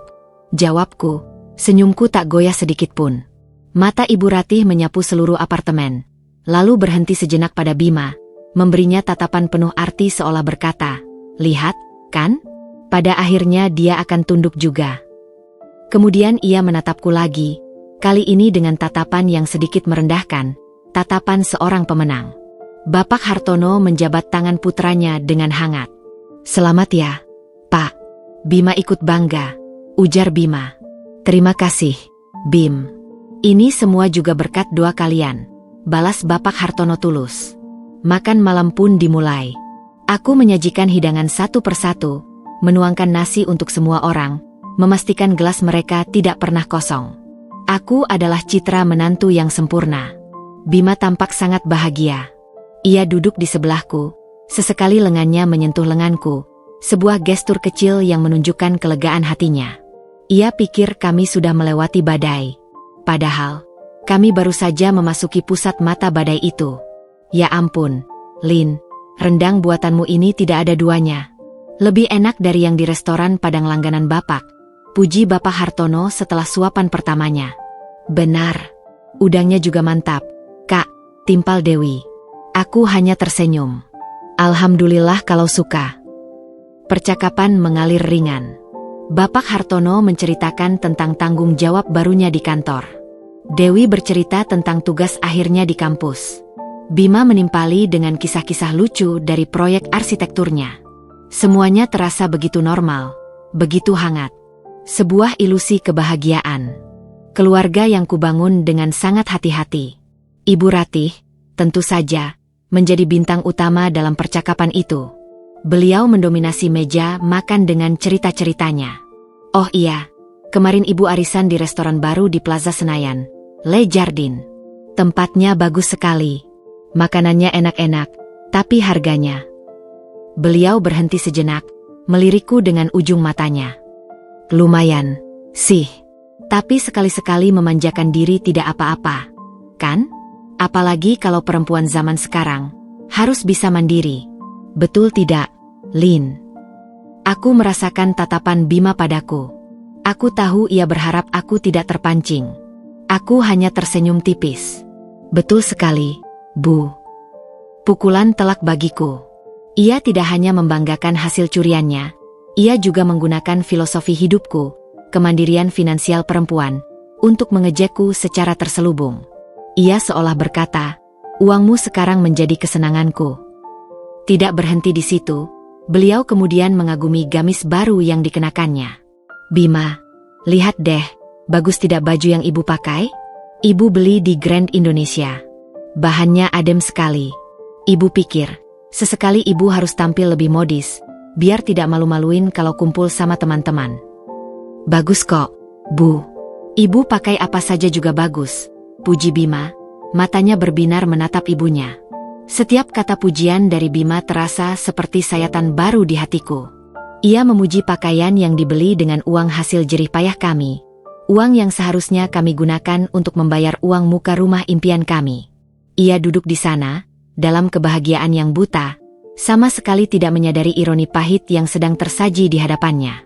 Aku terus makan dalam diam, mengunyah makananku perlahan, membiarkan mereka menikmati sandiwara ini. Aku adalah penonton di barisan terdepan, sekaligus sutradara yang menunggu waktu yang tepat untuk menjatuhkan tirai. Aku melihat cara Ibu Ratih sesekali melirikku dengan penuh kemenangan. Aku melihat Bapak Hartono yang tulus menikmati malam itu. Aku melihat Dewi yang polos dan ceria. Dan aku melihat Bima, suamiku, yang tertawa lepas, begitu lega karena masalah kecil di antara kami telah usai. Saat hidangan penutup, puding coklat kesukaan Bima selesai disantap, suasana terasa santai dan penuh. Perut mereka kenyang, dan pertahanan mereka lengah. Inilah saat yang kutunggu. "Alhamdulillah, kenyang sekali. Masakanmu benar-benar juara, Lin," ujar Bapak Hartono sambil bersandar di kursinya. "Terima kasih, Pak," jawabku. Aku bangkit dari kursi, mulai mengumpulkan piring-piring kotor. "Sini, Kak, aku bantu," tawar Dewi. "Tidak usah, kamu duduk saja sama Bapak dan Ibu. Ngobrol-ngobrol dulu," tolakku halus. "Oh iya, sebagai penutup, aku sebenarnya sudah siapkan satu kejutan kecil lagi, khususnya untuk merayakan promosi Bapak." Semua mata kini tertuju padaku. Bima menatapku dengan kening berkerut, penasaran. Ibu Ratih tersenyum manis, Mungkin mengira aku akan memberikan sebuah hadiah mahal untuk ayahnya. Aku meletakkan piring-piring di dapur, lalu kembali ke ruang tengah. Tanganku meraih remote televisi dan ponselku yang tergeletak di meja. Jantungku berdebar kencang, namun tanganku tetap stabil. Kejutan apa, Lin? Tanya Bima, senyumnya masih terkembang. Aku menatapnya sekilas, lalu beralih menatap seluruh anggota keluarga yang duduk di meja makan. Aku menarik napas dalam-dalam. Hanya sebuah video kenang-kenangan singkat, kok, jawabku dengan suara yang terdengar mengerikan tenang. Judulnya, Kejutan untuk Bapak. Aku menekan tombol power di remote. Layar televisi 50 inci di dinding menyala, menampilkan layar utama yang kosong. Lalu, aku membuka ponselku, masuk ke galeri, dan menekan ikon screen mirroring. Dalam sekejap, layar ponselku terpampang besar di televisi. Aku memilih file video itu. File yang bernama, Kejutan untuk Bapak. Ibu Ratih bertepuk tangan pelan. Wah, romantis sekali menantuku ini. Ibu jadi tidak sabar mau lihat. Aku menatap lurus ke arahnya. Senyum tipis terukir di bibirku untuk pertama kalinya malam itu. Senyum yang tidak mencapai mataku. Iya, Bu, balasku. Ibu pasti akan sangat menikmatinya. Lalu, dengan satu sentuhan ibu jari, aku menekan tombol play. Aku menekan tombol play. Layar televisi yang besar itu menyala, menampilkan sebuah judul sederhana yang telah kusiapkan. Selamat atas promosinya, Bapak, dengan latar belakang musik instrumental yang lembut. Wah, manis sekali, komentar Bapak Hartono, tersenyum tulus ke arahku. Bima meremas tanganku pelan di bawah meja. Sebuah gestur terima kasih. Ibu Ratih terkekeh pelan, tampak sangat terhibur. Lalu, gambar berganti. Layar kini menampilkan sebuah rekaman CCTV, hitam putih dengan penunjuk waktu di sudutnya. Suasana riang di meja makan langsung sedikit meredup, digantikan oleh kebingungan. Loh, ini video apa, Kak? Tanya Dewi, memiringkan kepalanya. Di layar, tampak interior sebuah butik mewah. Beberapa pramuniaga terlihat melayani pelanggan. Musik instrumental yang tadi kupasang masih mengalun pelan, menciptakan kontras yang mengerikan dengan apa yang akan terjadi selanjutnya. SSST, lihat saja dulu, bisik Ibu Ratih, masih dengan senyum di wajahnya, mungkin mengira ini adalah bagian dari lelucon atau kejutan kreatif. Lalu, pada detik kelima, 3 orang wanita masuk ke dalam sorotan kamera, berjalan menuju kasir. Keheningan mulai terasa pekat. Loh, itu kan ibu, seru Dewi pertama kali, matanya memicing ke arah layar. Sama Tante Rini dan Tante Susi. Senyum di wajah Ibu Ratih membeku. Matanya melebar ngeri saat ia menyadari apa yang sedang ia saksikan. Ia langsung menoleh ke arahku, tatapannya penuh kepanikan dan amarah. Tapi aku tidak membalas tatapannya. Aku hanya menatap lurus ke arah layar, membiarkan rekaman itu berbicara untukku. Bapak Hartono mengerutkan keningnya. Ini, di mana ini, MA? Tanyanya, masih belum mengerti sepenuhnya. Di layar, Ibu Ratih yang ceria sedang menyerahkan tumpukan pakaian kepada kasir. Ia tertawa, bercanda dengan teman-temannya. Lalu, ia membuka tas tangannya. Jantung Bima seolah berhenti berdetak. Aku bisa merasakannya dari genggaman tangannya yang tiba-tiba mengencang di tanganku. Matanya terpaku pada layar, napasnya tertahan. Dari dompetnya, Ibu Ratih mengeluarkan sebuah kartu. Kartu ATM berwarna biru cerah. Bima tersentak hebat. Genggamannya di tanganku terlepas. Wajahnya yang tadi berseri-seri kini pucat pasi seperti mayat. Kartu itu, warna biru itu. Dia mengenali kartu itu sama pastinya seperti dia mengenali wajahnya sendiri di cermin. Kartu rekening tabungan bersama mereka. Kartu yang menurut istrinya telah hilang. Kartu yang menjadi sumber pertengkaran hebat mereka. Kartu yang membuatnya membentak dan menuduh istrinya memfitnah ibunya sendiri. Semua kepingan puzzle yang coba ia tolak mentah-mentah kini menghantam kesadarannya seperti sebuah kereta barang. Tuduhan Alina. Lokasi yang persis sama. Waktu yang tepat. Semuanya bukan lagi fakta versi Alina. Semuanya adalah kenyataan yang tak terbantahkan, terpampang di layar 50 inci di hadapannya. Di layar, Ibu Ratih dengan santainya mengetikkan PIN, tanggal ulang tahun pernikahan kami, lalu tersenyum puas saat transaksi disetujui. Struk belanja yang panjang keluar dari mesin. Fitnah. Ini semua fitnah. Tiba-tiba Ibu Ratih berteriak.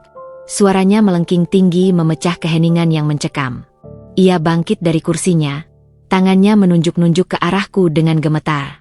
Alina merekayasa video ini untuk menjatuhkan ibu. Dia ahli komputer. Dia bisa melakukan apa saja. Jangan percaya padanya. Tapi tidak ada yang mendengarkannya. Mata Dewi terbelalak, mulutnya sedikit terbuka karena syok. Ia menatap ibunya, lalu ke layar, lalu kembali ke ibunya. Seolah tidak percaya dengan apa yang baru saja ia saksikan. Wajah Bapak Hartono berubah merah padam. Rahangnya mengeras, dan urat-urat di lehernya menonjol. Senyum hangat dan kebapakan tadi telah lenyap, digantikan oleh ekspresi kekecewaan dan amarah yang begitu dalam. Pria itu adalah seorang yang sangat menjunjung tinggi kejujuran dan harga diri. Melihat istrinya sendiri melakukan perbuatan serendah ini, dan dengan begitu bangganya, adalah sebuah tamparan yang menghancurkan seluruh prinsip hidupnya. Dan Bima.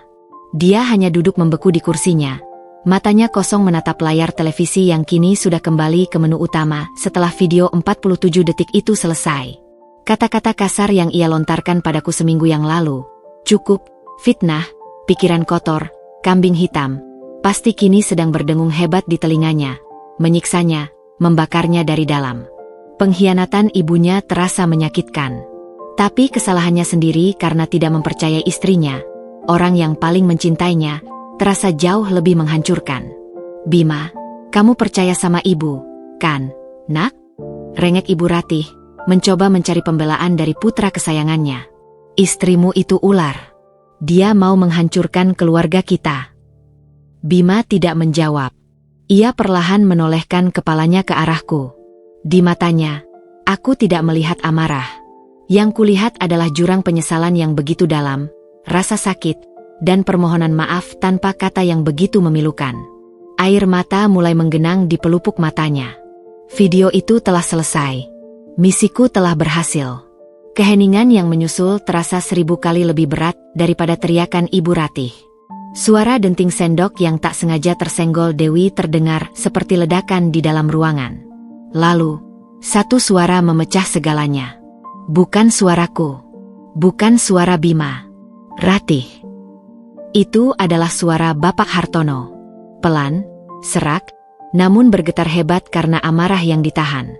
Semua orang menoleh padanya. Ia menatap lurus ke arah istrinya dengan tatapan yang belum pernah kulihat seumur hidupku. Tatapan yang dingin dan penuh luka. Aku tidak bertanya pada Alina. Lanjutnya, setiap kata diucapkan dengan penekanan yang mematikan. Aku bertanya padamu. Ia bangkit perlahan dari kursinya. Tubuhnya yang tegap kini terlihat menua dalam sekejap. Jelaskan. Sekarang. Perintah Bapak Hartono yang dingin dan tegas menggantung di udara. Lebih mematikan daripada teriakan manapun. Semua pembelaan dan sanggahan Ibu Ratih seolah lenyap seketika. Ditelan oleh tatapan mata suaminya yang penuh amarah dan kekecewaan. Wajah Ibu Ratih yang tadi memerah karena panik kini berubah pucat pasi. Ia menatap suaminya dengan tatapan memohon. Pak, Bapak jangan percaya sama dia. Ini semua jebakan. Jebakan. Suara Bapak Hartono naik 1 oktav. Sebuah raungan tertahan yang membuat kami semua terlonjak. Mataku sendiri yang melihatnya. Ratih. Telingaku sendiri yang mendengar kau membanggakan baju dan acara makan-makanmu itu. Apa itu juga jebakan? Ibu Ratih akhirnya pecah. Pertahanannya runtuh total. Ia luruh kembali ke kursinya. Tubuhnya terguncang oleh isak tangis yang hebat. Ini bukan lagi tangisan manipulatif, melainkan tangisan seorang terdakwa yang sudah tidak punya tempat untuk bersembunyi. Aku terpaksa. Pak, ratapnya di sela-sela tangis. Aku tidak tahan lagi. Setiap kali arisan, teman-temanku selalu pamer. Pamer tas baru, perhiasan baru, cerita liburan ke luar negeri. Semua hadiah dari anak dan menantu mereka yang sukses. Ia menatap kami semua dengan mata yang basah, tatapannya liar dan putus asa. Aku malu. Suamiku pejabat, anakku arsitek, menantuku manajer. Tapi aku tidak pernah bisa memamerkan apa-apa. Aku malu karena Bima punya istri yang gajinya lebih besar. Tapi ibu tidak pernah merasakan apa-apa darinya. Aku hanya ingin merasakan dihargai sekali saja di depan mereka. Pengakuan yang menyedihkan itu keluar begitu saja. Alasan dibalik semua perbuatannya ternyata serendah itu. Iri hati, gengsi, dan tekanan sosial. Bukan karena kebutuhan, melainkan karena keserakahan dan rasa tidak aman yang akut. Bapak Hartono mendengarkan semua itu dengan ekspresi muak. Dihargai? Desisnya. Kau pikir harga diri bisa dibeli dengan uang curian? Kau pikir kehormatan bisa didapat dengan cara memfitnah dan mempermalukan nama baik keluarga kita sendiri? Ia menggelengkan kepalanya pelan, tampak begitu lelah dan terluka. Cukup, Ratih. Cukup. Aku malu. Aku malu mendengarmu. Tidak ada lagi yang bisa dikatakan. Kebenaran telah terungkap dalam bentuknya yang paling buruk dan memalukan. Bapak Hartono menoleh pada Dewi yang sejak tadi hanya diam membisu sambil menangis pelan. Dewi, ayo kita pulang.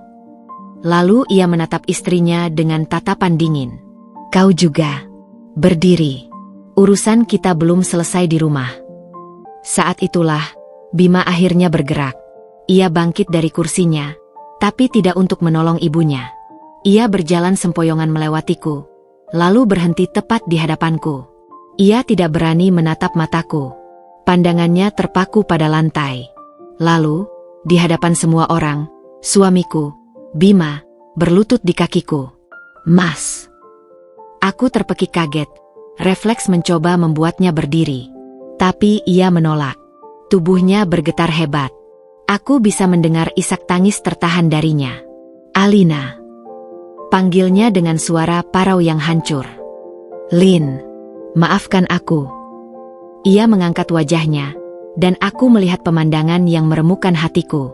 Wajahnya basah oleh air mata, matanya merah dan penuh dengan penyesalan yang begitu dalam. Aku buta. Aku bodoh, lanjutnya terbata-bata. Aku sudah jadi suami yang paling buruk. Aku tidak mempercayaimu. Aku membentakmu, menuduhmu, padahal kamu hanya mengatakan yang sebenarnya. Maafkan aku. Lin, maafkan aku. Tangisnya pecah. Ia menundukkan kepalanya dalam-dalam, bahunya terguncang. Melihatnya begitu hancur membuat amarah yang selama ini kusimpan perlahan memudar, menyisakan rasa perih yang kompleks. Aku berjongkok di hadapannya, tanganku terulur dan menyentuh bahunya. Berdiri, Mas. Jangan seperti ini. Aku tidak pantas berdiri di hadapanmu, isaknya. Di belakang kami, aku mendengar Bapak Hartono menghela napas berat. Ia berjalan ke arah pintu, menarik lengan Ibu Ratih yang masih menangis meraung-raung. Biarkan mereka menyelesaikan urusan mereka, kata Bapak Hartono pada Dewi. Ayo. Dewi menatapku sekilas dengan pandangan yang penuh rasa bersalah dan simpati, sebelum akhirnya mengikuti ayahnya keluar. Pintu apartemen ditutup pelan, menyisakan keheningan yang pekat. Hanya ada aku dan suamiku yang masih berlutut di lantai, hancur berkeping-keping. Aku menatapnya. Permintaan maafnya tulus. Aku tahu itu.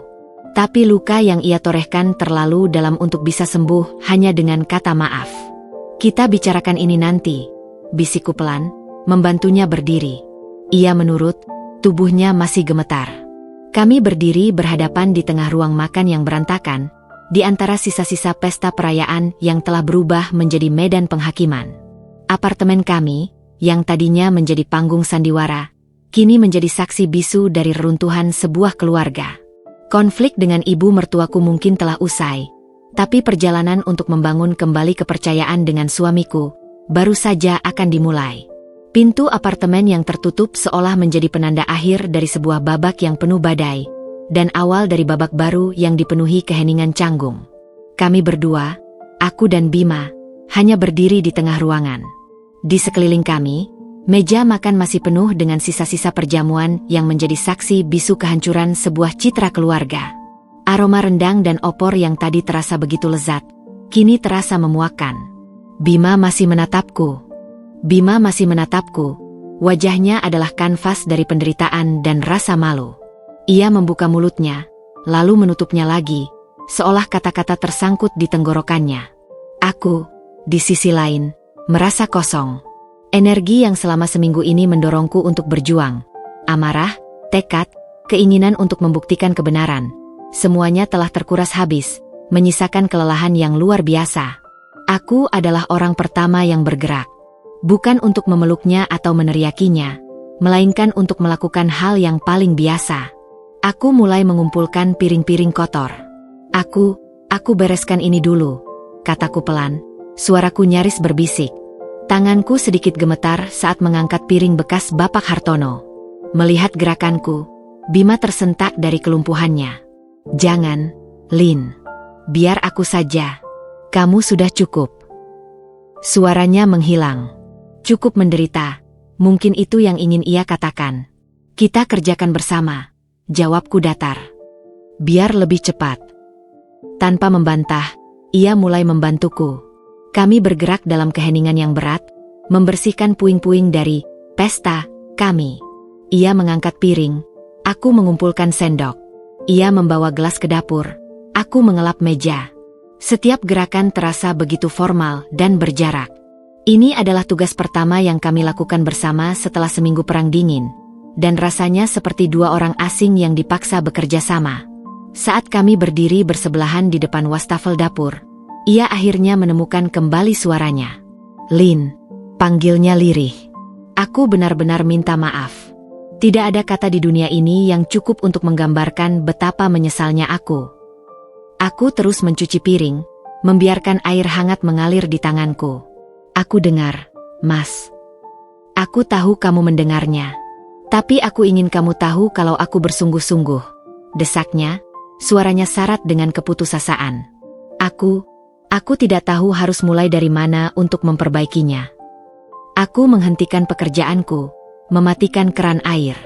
Aku berbalik untuk menghadapnya, bersandar pada meja dapur. Aku menatap lurus ke matanya. Kalau begitu, mulailah dengan kejujuran. Bukan hanya padaku, tapi pada dirimu sendiri. Ia tampak bingung. Maksudmu? Ini bukan cuma soal uang, Mas. Kamu tahu itu, kan? Kataku, suaraku tenang namun tajam. Uang itu bisa dicari lagi. Tapi yang sudah kamu hancurkan, itu jauh lebih berharga. Air mata kembali menggenang di matanya. Ia mengangguk pelan. Yang paling sakit itu. Lanjutku, membiarkan semua rasa sakit yang kupendam selama ini mengalir keluar dalam kata-kata. Saat aku datang padamu sebagai seorang istri yang mencari perlindungan pada suaminya.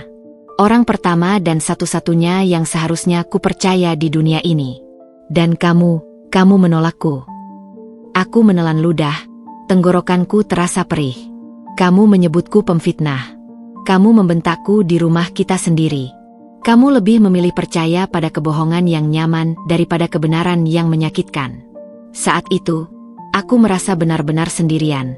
Mas, kamu membuatku merasa sendirian di dalam pernikahan kita sendiri. Pengakuanku menghantamnya lebih keras daripada tamparan. Ia memejamkan matanya, seolah tidak sanggup menahan rasa sakit dari kata-kataku. Aku tahu. Dan itu adalah kesalahanku yang paling fatal. Akunya dengan suara hancur. Aku tidak punya pembelaan, Lin. Aku hanya bisa menjelaskan. Ia menatapku, tatapannya penuh permohonan. Sejak aku kecil, ibu adalah segalanya bagiku. Dia sempurna di mataku. Aku tidak pernah, sedetik pun, sanggup membayangkan bahwa dia bisa melakukan hal serendah itu. Saat kamu datang dengan bukti itu, otakku menolaknya. Hatiku tidak bisa menerimanya. Lebih mudah bagiku untuk percaya bahwa kamu salah, bahwa kamu teledor, daripada menerima kenyataan bahwa pahlawanku ternyata seorang penipu. Aku dibutakan oleh baktiku sebagai seorang anak, lanjutnya. Dan karena itu, aku gagal total dalam peranku sebagai seorang suami. Aku membiarkanmu menghadapi semuanya sendirian. Bahkan aku menjadi musuhmu. Tidak ada alasan apapun yang bisa membenarkan itu. Aku yang salah. Sepenuhnya. Kejujurannya, pengakuannya atas kelemahannya sendiri, adalah hal yang paling ingin kudengar selama ini. Itu tidak serta-merta menyembuhkan lukaku. tapi itu membuka pintu kecil untuk pemahaman. Kami terdiam lagi. Di luar, suara jangkrik malam mulai terdengar. Dapur kami sudah bersih, meja makan sudah kosong. Tapi kekacauan di antara kami masih terasa begitu nyata. Aku butuh waktu, Mas, kataku akhirnya, menyuarakan apa yang ada di hatiku. Aku menghargai kejujuranmu. Tapi, mengerti alasanmu bukan berarti tidak sakit lagi. Ia mengangguk cepat, seolah takut aku akan mengatakan hal yang lebih buruk. Aku mengerti. Aku akan memberimu semua waktu yang kamu butuhkan. Apapun. Aku butuh waktu untuk bisa percaya padamu lagi. Sepenuhnya. Untuk bisa melihatmu dan tidak teringat pada rasa sakit karena diabaikan. Jelasku. Aku tidak tahu berapa lama. Tapi aku mau mencoba. Jika kamu juga mau. Aku mau, Lin, jawabnya cepat. Secercah harapan muncul di matanya. Aku mau melakukan apa saja untuk mendapatkan kepercayaanmu kembali. Aku bersumpah. Malam itu, kami tidur di ranjang yang sama. Tapi tidak ada pelukan. Tidak ada sentuhan. Hanya ada kesadaran bahwa kami berdua berada di titik nol. Apartemen kami sudah bersih. Tapi rumah tangga kami masih harus dibangun kembali, bata demi bata, dari puing-puing kepercayaan yang telah hancur. Dan kami berdua tahu, perjalanannya akan sangat panjang. Minggu pagi datang dengan cahaya mentari yang terasa berbeda. Tidak lagi suram dan menekan seperti seminggu terakhir. Namun juga belum sepenuhnya hangat. Ada kerapuhan dalam cahayanya. Sama seperti suasana di apartemen kami. Aku dan Bima sarapan dalam keheningan. Namun bukan keheningan dingin yang menyiksa. Ini adalah keheningan yang penuh pemikiran. Sesekali mata kami bertemu. Dan ia akan memberiku senyum kecil yang canggung, yang kubalas dengan anggukan tipis. Kami seperti dua orang yang baru berkenalan kembali, belajar menavigasi medan emosional yang baru dan penuh ranjau. Setelah sarapan, aku duduk di sofa dengan sebuah buku, mencoba membaca tapi pikiranku melayang. Bima tidak menyalakan televisi atau laptopnya. Ia hanya duduk di kursi seberang, menatapku dalam diam, seolah ingin memastikan aku tidak akan menghilang. Ia memberiku ruang, seperti janjinya, tapi kehadirannya yang waspada adalah pengingat konstan akan apa yang telah kami lalui. Sekitar pukul 10 pagi, bel apartemen berbunyi. Kami berdua tersentak. Saling berpandangan, pertanyaan yang sama terbersit di mata kami. Siapa? Jantungku berdebar sedikit lebih cepat. Khawatir jika itu adalah Ibu Ratih yang datang untuk melanjutkan drama. Bima bangkit. Biar aku yang buka, ujarnya, seolah ingin melindungiku dari apapun yang ada di balik pintu. Ia membuka pintu, dan keheningan yang menyusul terasa menegangkan. Lalu aku mendengar suara yang berat dan familiar, suara yang syarat dengan kelelahan. Bima, Bapak boleh masuk. Itu suara Bapak Hartono. Bima mundur perlahan, membiarkan ayahnya masuk. Aku segera bangkit berdiri. Bapak Hartono melangkah masuk sendirian. Penampilannya hari ini membuat hatiku terenyuh. Pria yang biasanya selalu tegap dan berwibawa itu kini tampak rapuh. Ada lingkaran hitam di bawah matanya, bahunya sedikit membungkuk, dan wajahnya dipenuhi gurat kesedihan dan rasa malu yang mendalam. Ia tampak seperti pria yang menua 10 tahun dalam satu malam. Ia tidak menatap Bima. Matanya lurus tertuju padaku. Alina, sapanya dengan suara serak. Bapak, silakan duduk, jawabku pelan, menunjuk ke arah sofa. Ia duduk dengan gerakan kaku. Bima duduk di sebelahku, namun menjaga sedikit jarak. Seolah memberiku ruang penuh untuk percakapan ini. Bapak Hartono menatap kedua tangannya yang bertaut di pangkuan sejenak, sebelum akhirnya mengangkat wajahnya dan menatapku. Alina, nak, mulainya, suaranya bergetar. Bapak datang ke sini hari ini, mewakili keluarga kami, dan terutama mewakili istri Bapak, untuk meminta maaf yang sebesar-besarnya kepadamu. Aku hanya diam, mendengarkan. Tidak ada kata di dunia ini yang bisa membenarkan perbuatannya. Itu adalah sebuah tindakan yang memalukan, tercela, dan tidak bisa dimaafkan. Lanjutnya, matanya berkaca-kaca. Bapak gagal sebagai suami dalam mendidiknya, dan gagal sebagai kepala keluarga dalam menjaga kehormatan. Dan kamu, nak, kamulah yang menjadi korban terbesar dari kegagalan Bapak. Ia menghela napas berat, napas seorang pria yang menanggung beban dunia. Bapak tahu, yang ia curi bukan hanya uangmu, tapi juga kepercayaanmu pada keluarga ini. Ia telah merusak kebahagiaan rumah tanggamu. Untuk itu, Bapak benar-benar minta maaf. Melihat penyesalan yang begitu tulus dari ayah mertuaku, seorang pria yang begitu kuhormati, membuat pertahananku sedikit goyah. Rasa sakitku seolah mendapat pengakuan dari sumber yang tak terduga. Soal uang, lanjutnya dengan nada yang lebih tegas, seolah beralih ke agenda yang lebih praktis. Kamu tidak perlu khawatir. Bapak akan pastikan setiap rupiah dikembalikan kepadamu secepatnya. Bapak akan menjual beberapa perhiasannya.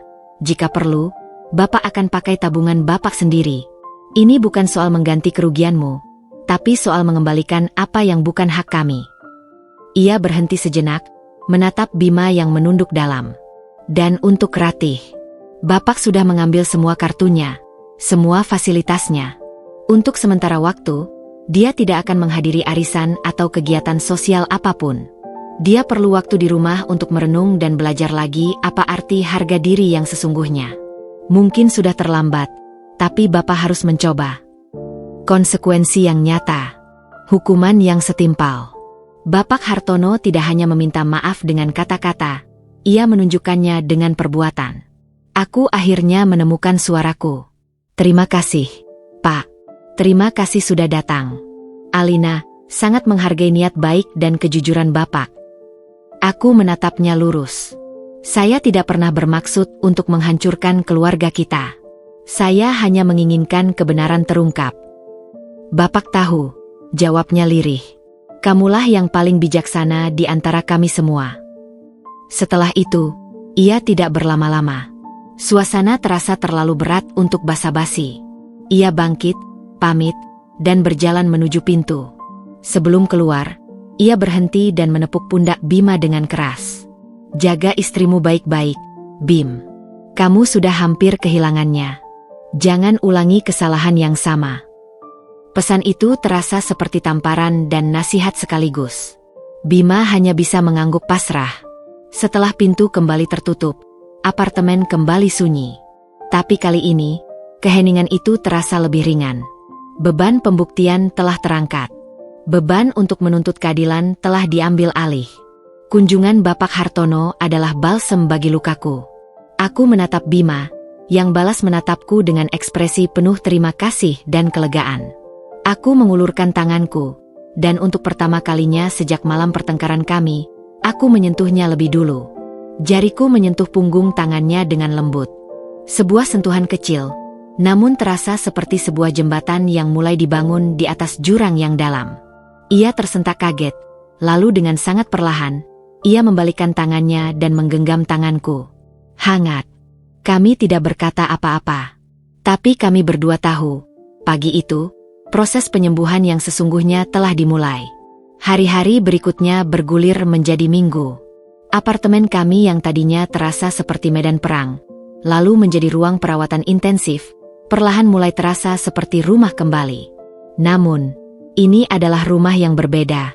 Fondasinya telah diuji, beberapa bagiannya hancur, dan kini kami sedang dalam proses membangunnya kembali, lebih hati-hati dan lebih sadar akan setiap retakan. Tidak ada keajaiban. Kepercayaan yang hancur tidak bisa direkatkan kembali dalam semalam. Ada hari-hari di mana aku masih merasa rapuh.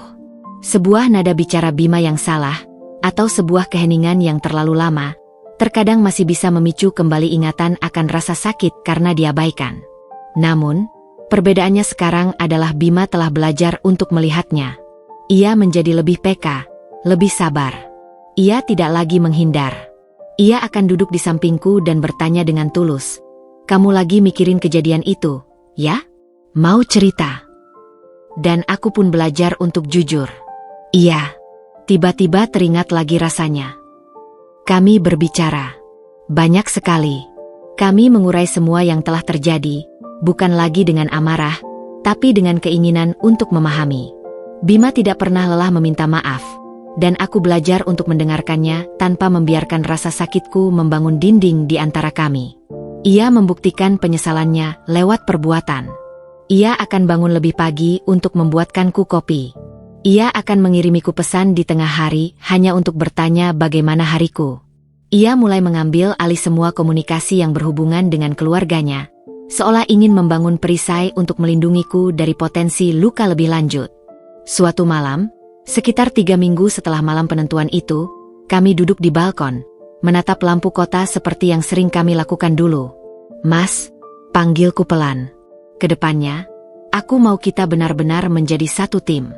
Tidak ada lagi rahasia. Tidak ada lagi pihak yang harus dipilih.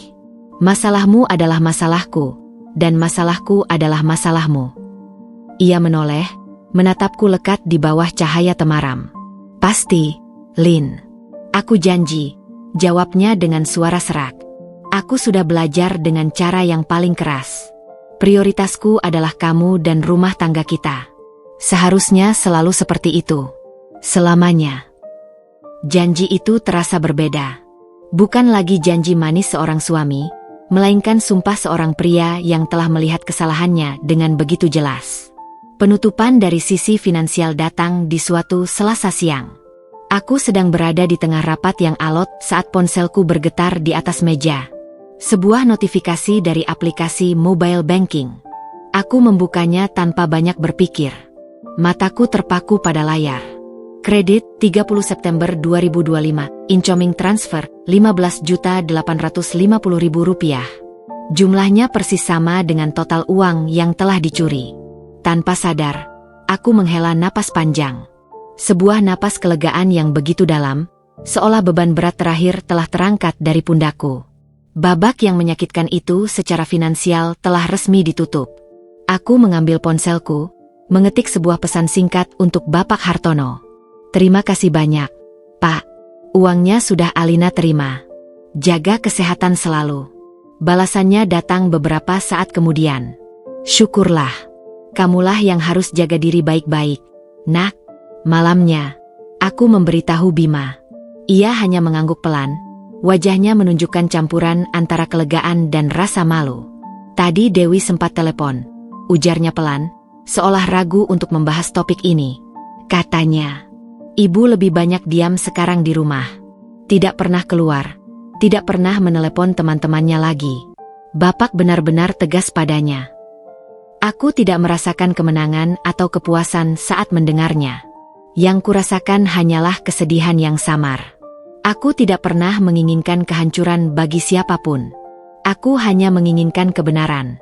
Semoga beliau bisa merenung dan menjadi lebih baik.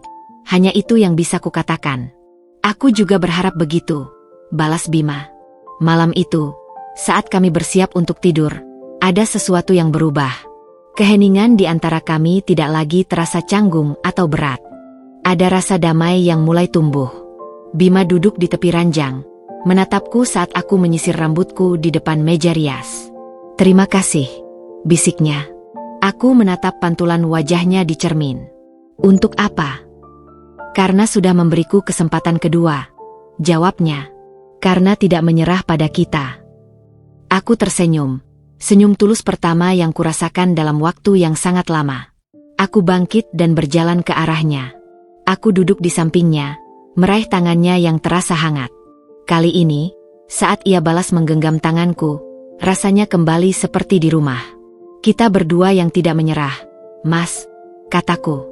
Kami mungkin telah melewati badai yang paling mengerikan dalam pernikahan kami. Kami terluka, babak belur, tapi kami masih berdiri. Dan untuk pertama kalinya setelah sekian lama, aku punya keyakinan bahwa kami tidak hanya akan bertahan, kami juga akan menjadi lebih kuat dari sebelumnya. Setahun kemudian, aku berdiri di ambang pintu kaca yang terbuka, menatap halaman belakang rumah kami yang kecil namun asri. Rumput hijau yang baru dipotong, beberapa pot bunga matahari yang mulai mekar, dan seekor anak anjing golden retriever yang sedang ceria mengejar kupu-kupu. Angin sore yang sejuk membelai wajahku. Disinilah kami sekarang. Di dalam mimpi yang pernah kami bangun bata demi bata, yang sempat hampir hancur, dan kini berdiri kokoh. Kami berhasil membeli rumah ini 6 bulan yang lalu. Bukan rumah yang besar, tapi setiap sudutnya terasa hangat dan penuh dengan harapan. Prosesnya tidak mudah. Membangun kembali tabungan kami membutuhkan kerja keras, dan membangun kembali kepercayaan di antara kami membutuhkan lebih dari itu. Tapi kami berhasil. Hari ini adalah hari yang istimewa. Kami mengadakan syukuran kecil, hanya untuk keluarga inti. Sebuah gema dari makan malam setahun yang lalu, namun dengan atmosfer yang sama sekali berbeda. Bel pintu berbunyi. Aku dan Bima membukanya bersama. Di sana berdiri Bapak Hartono, Dewi, dan Ibu Ratih. Bapak dan Dewi tersenyum lebar seperti biasa. Namun, perubahan pada Ibu Ratih adalah yang paling mencolok. Beliau tidak lagi mengenakan pakaian glamor atau perhiasan yang mencolok. Hari ini ia mengenakan gamis katun sederhana dengan riasan yang sangat tipis. Senyumnya tidak lagi lebar dan penuh percaya diri, melainkan sebuah senyum kecil yang tulus namun syarat dengan kerendahan hati. Ia tampak lebih tua, namun sorot matanya jauh lebih tenang. Assalamualaikum. Selamat ya, Lin, Bim, untuk rumah barunya, ujarnya pelan. Tangannya terulur, bukan untuk memelukku, melainkan untuk memberikan sebuah bingkisan kecil. Sebuah taplak meja hasil sulaman tangannya sendiri. Ini, ada sedikit dari ibu. Waalaikumsalam. Terima kasih banyak, Bu. Jawabku tulus sambil menerima hadiah itu. Cantik sekali sulamannya. Ayo, silakan masuk. Makan siang hari itu terasa ringan dan damai. Tidak ada lagi sindiran, tidak ada lagi pamer. Ibu Ratih lebih banyak diam, mendengarkan obrolan, dan sesekali tersenyum. Saat Bima menceritakan sebuah lelucon, dan aku tertawa, aku melihat Ibu Ratih menatap kami. Di matanya, tidak ada lagi kecemburuan. Yang kulihat hanyalah sebersit kelegaan. Beliau mungkin telah kehilangan banyak hal, gengsi, status sosial, kepercayaan penuh dari suami dan anaknya. Tapi sepertinya, ia telah menemukan sesuatu yang lebih berharga, kedamaian. Hubungan kami tidak akan pernah bisa kembali seperti dulu, tapi kami telah menemukan sebuah keseimbangan yang baru. Sebuah hubungan yang didasari oleh rasa hormat yang lahir dari kebenaran yang pahit. Saat mereka pamit pulang, Bapak Hartono menepuk pundaku. Jaga baik-baik rumah kalian, Nak. Rumah ini berdiri di atas fondasi yang kuat. Aku tahu, yang ia maksud bukan hanya semen dan bata. Setelah mereka pergi, aku dan Bima berdiri di teras belakang, menatap langit senja yang mulai memerah. Anak anjing kami, yang kami beri nama Haru, tertidur pulas di kaki kami. Siapa sangka, setahun yang lalu kita berada di titik terendah, gumam Bima, lengannya merangkul bahuku. Kita melewati badai yang sangat besar. Mas, balasku, menyandarkan kepalaku di bahunya. Tapi kita berhasil sampai ke seberang. Ia mengecup puncak kepalaku. Itu semua karenamu. Karena kekuatan dan keberanianmu untuk memperjuangkan kebenaran, bahkan saat aku terlalu buta untuk melihatnya. Bukan hanya aku, sahutku. Itu juga karena kamu mau membuka mata dan berjuang untuk memperbaiki semuanya. Kita melakukannya bersama. Kami terdiam sejenak, menikmati momen itu. Badai itu memang mengerikan. Ia menghancurkan banyak hal. Tapi ia juga menyapu bersih semua kepura-puraan, semua kepalsuan, dan semua hal yang tidak penting. Ia memaksa kami untuk melihat apa yang benar-benar fundamental dalam sebuah hubungan. Kejujuran, rasa hormat, dan kepercayaan yang mutlak. Pernikahan kami tidak sempurna. Tapi kini, ia menjadi utuh. Kami tidak lagi terikat hanya oleh cinta dan mimpi, tapi juga oleh bekas luka yang telah kami sembuhkan bersama. Dan itu, ternyata, adalah perekat yang jauh lebih kuat. Aku menatap Bima, lalu ke rumah kami, ke halaman kecil tempat mimpi-mimpi baru akan kami tanam. Aku tersenyum. Ini adalah rumahku, dan aku aman di dalamnya. Tamat.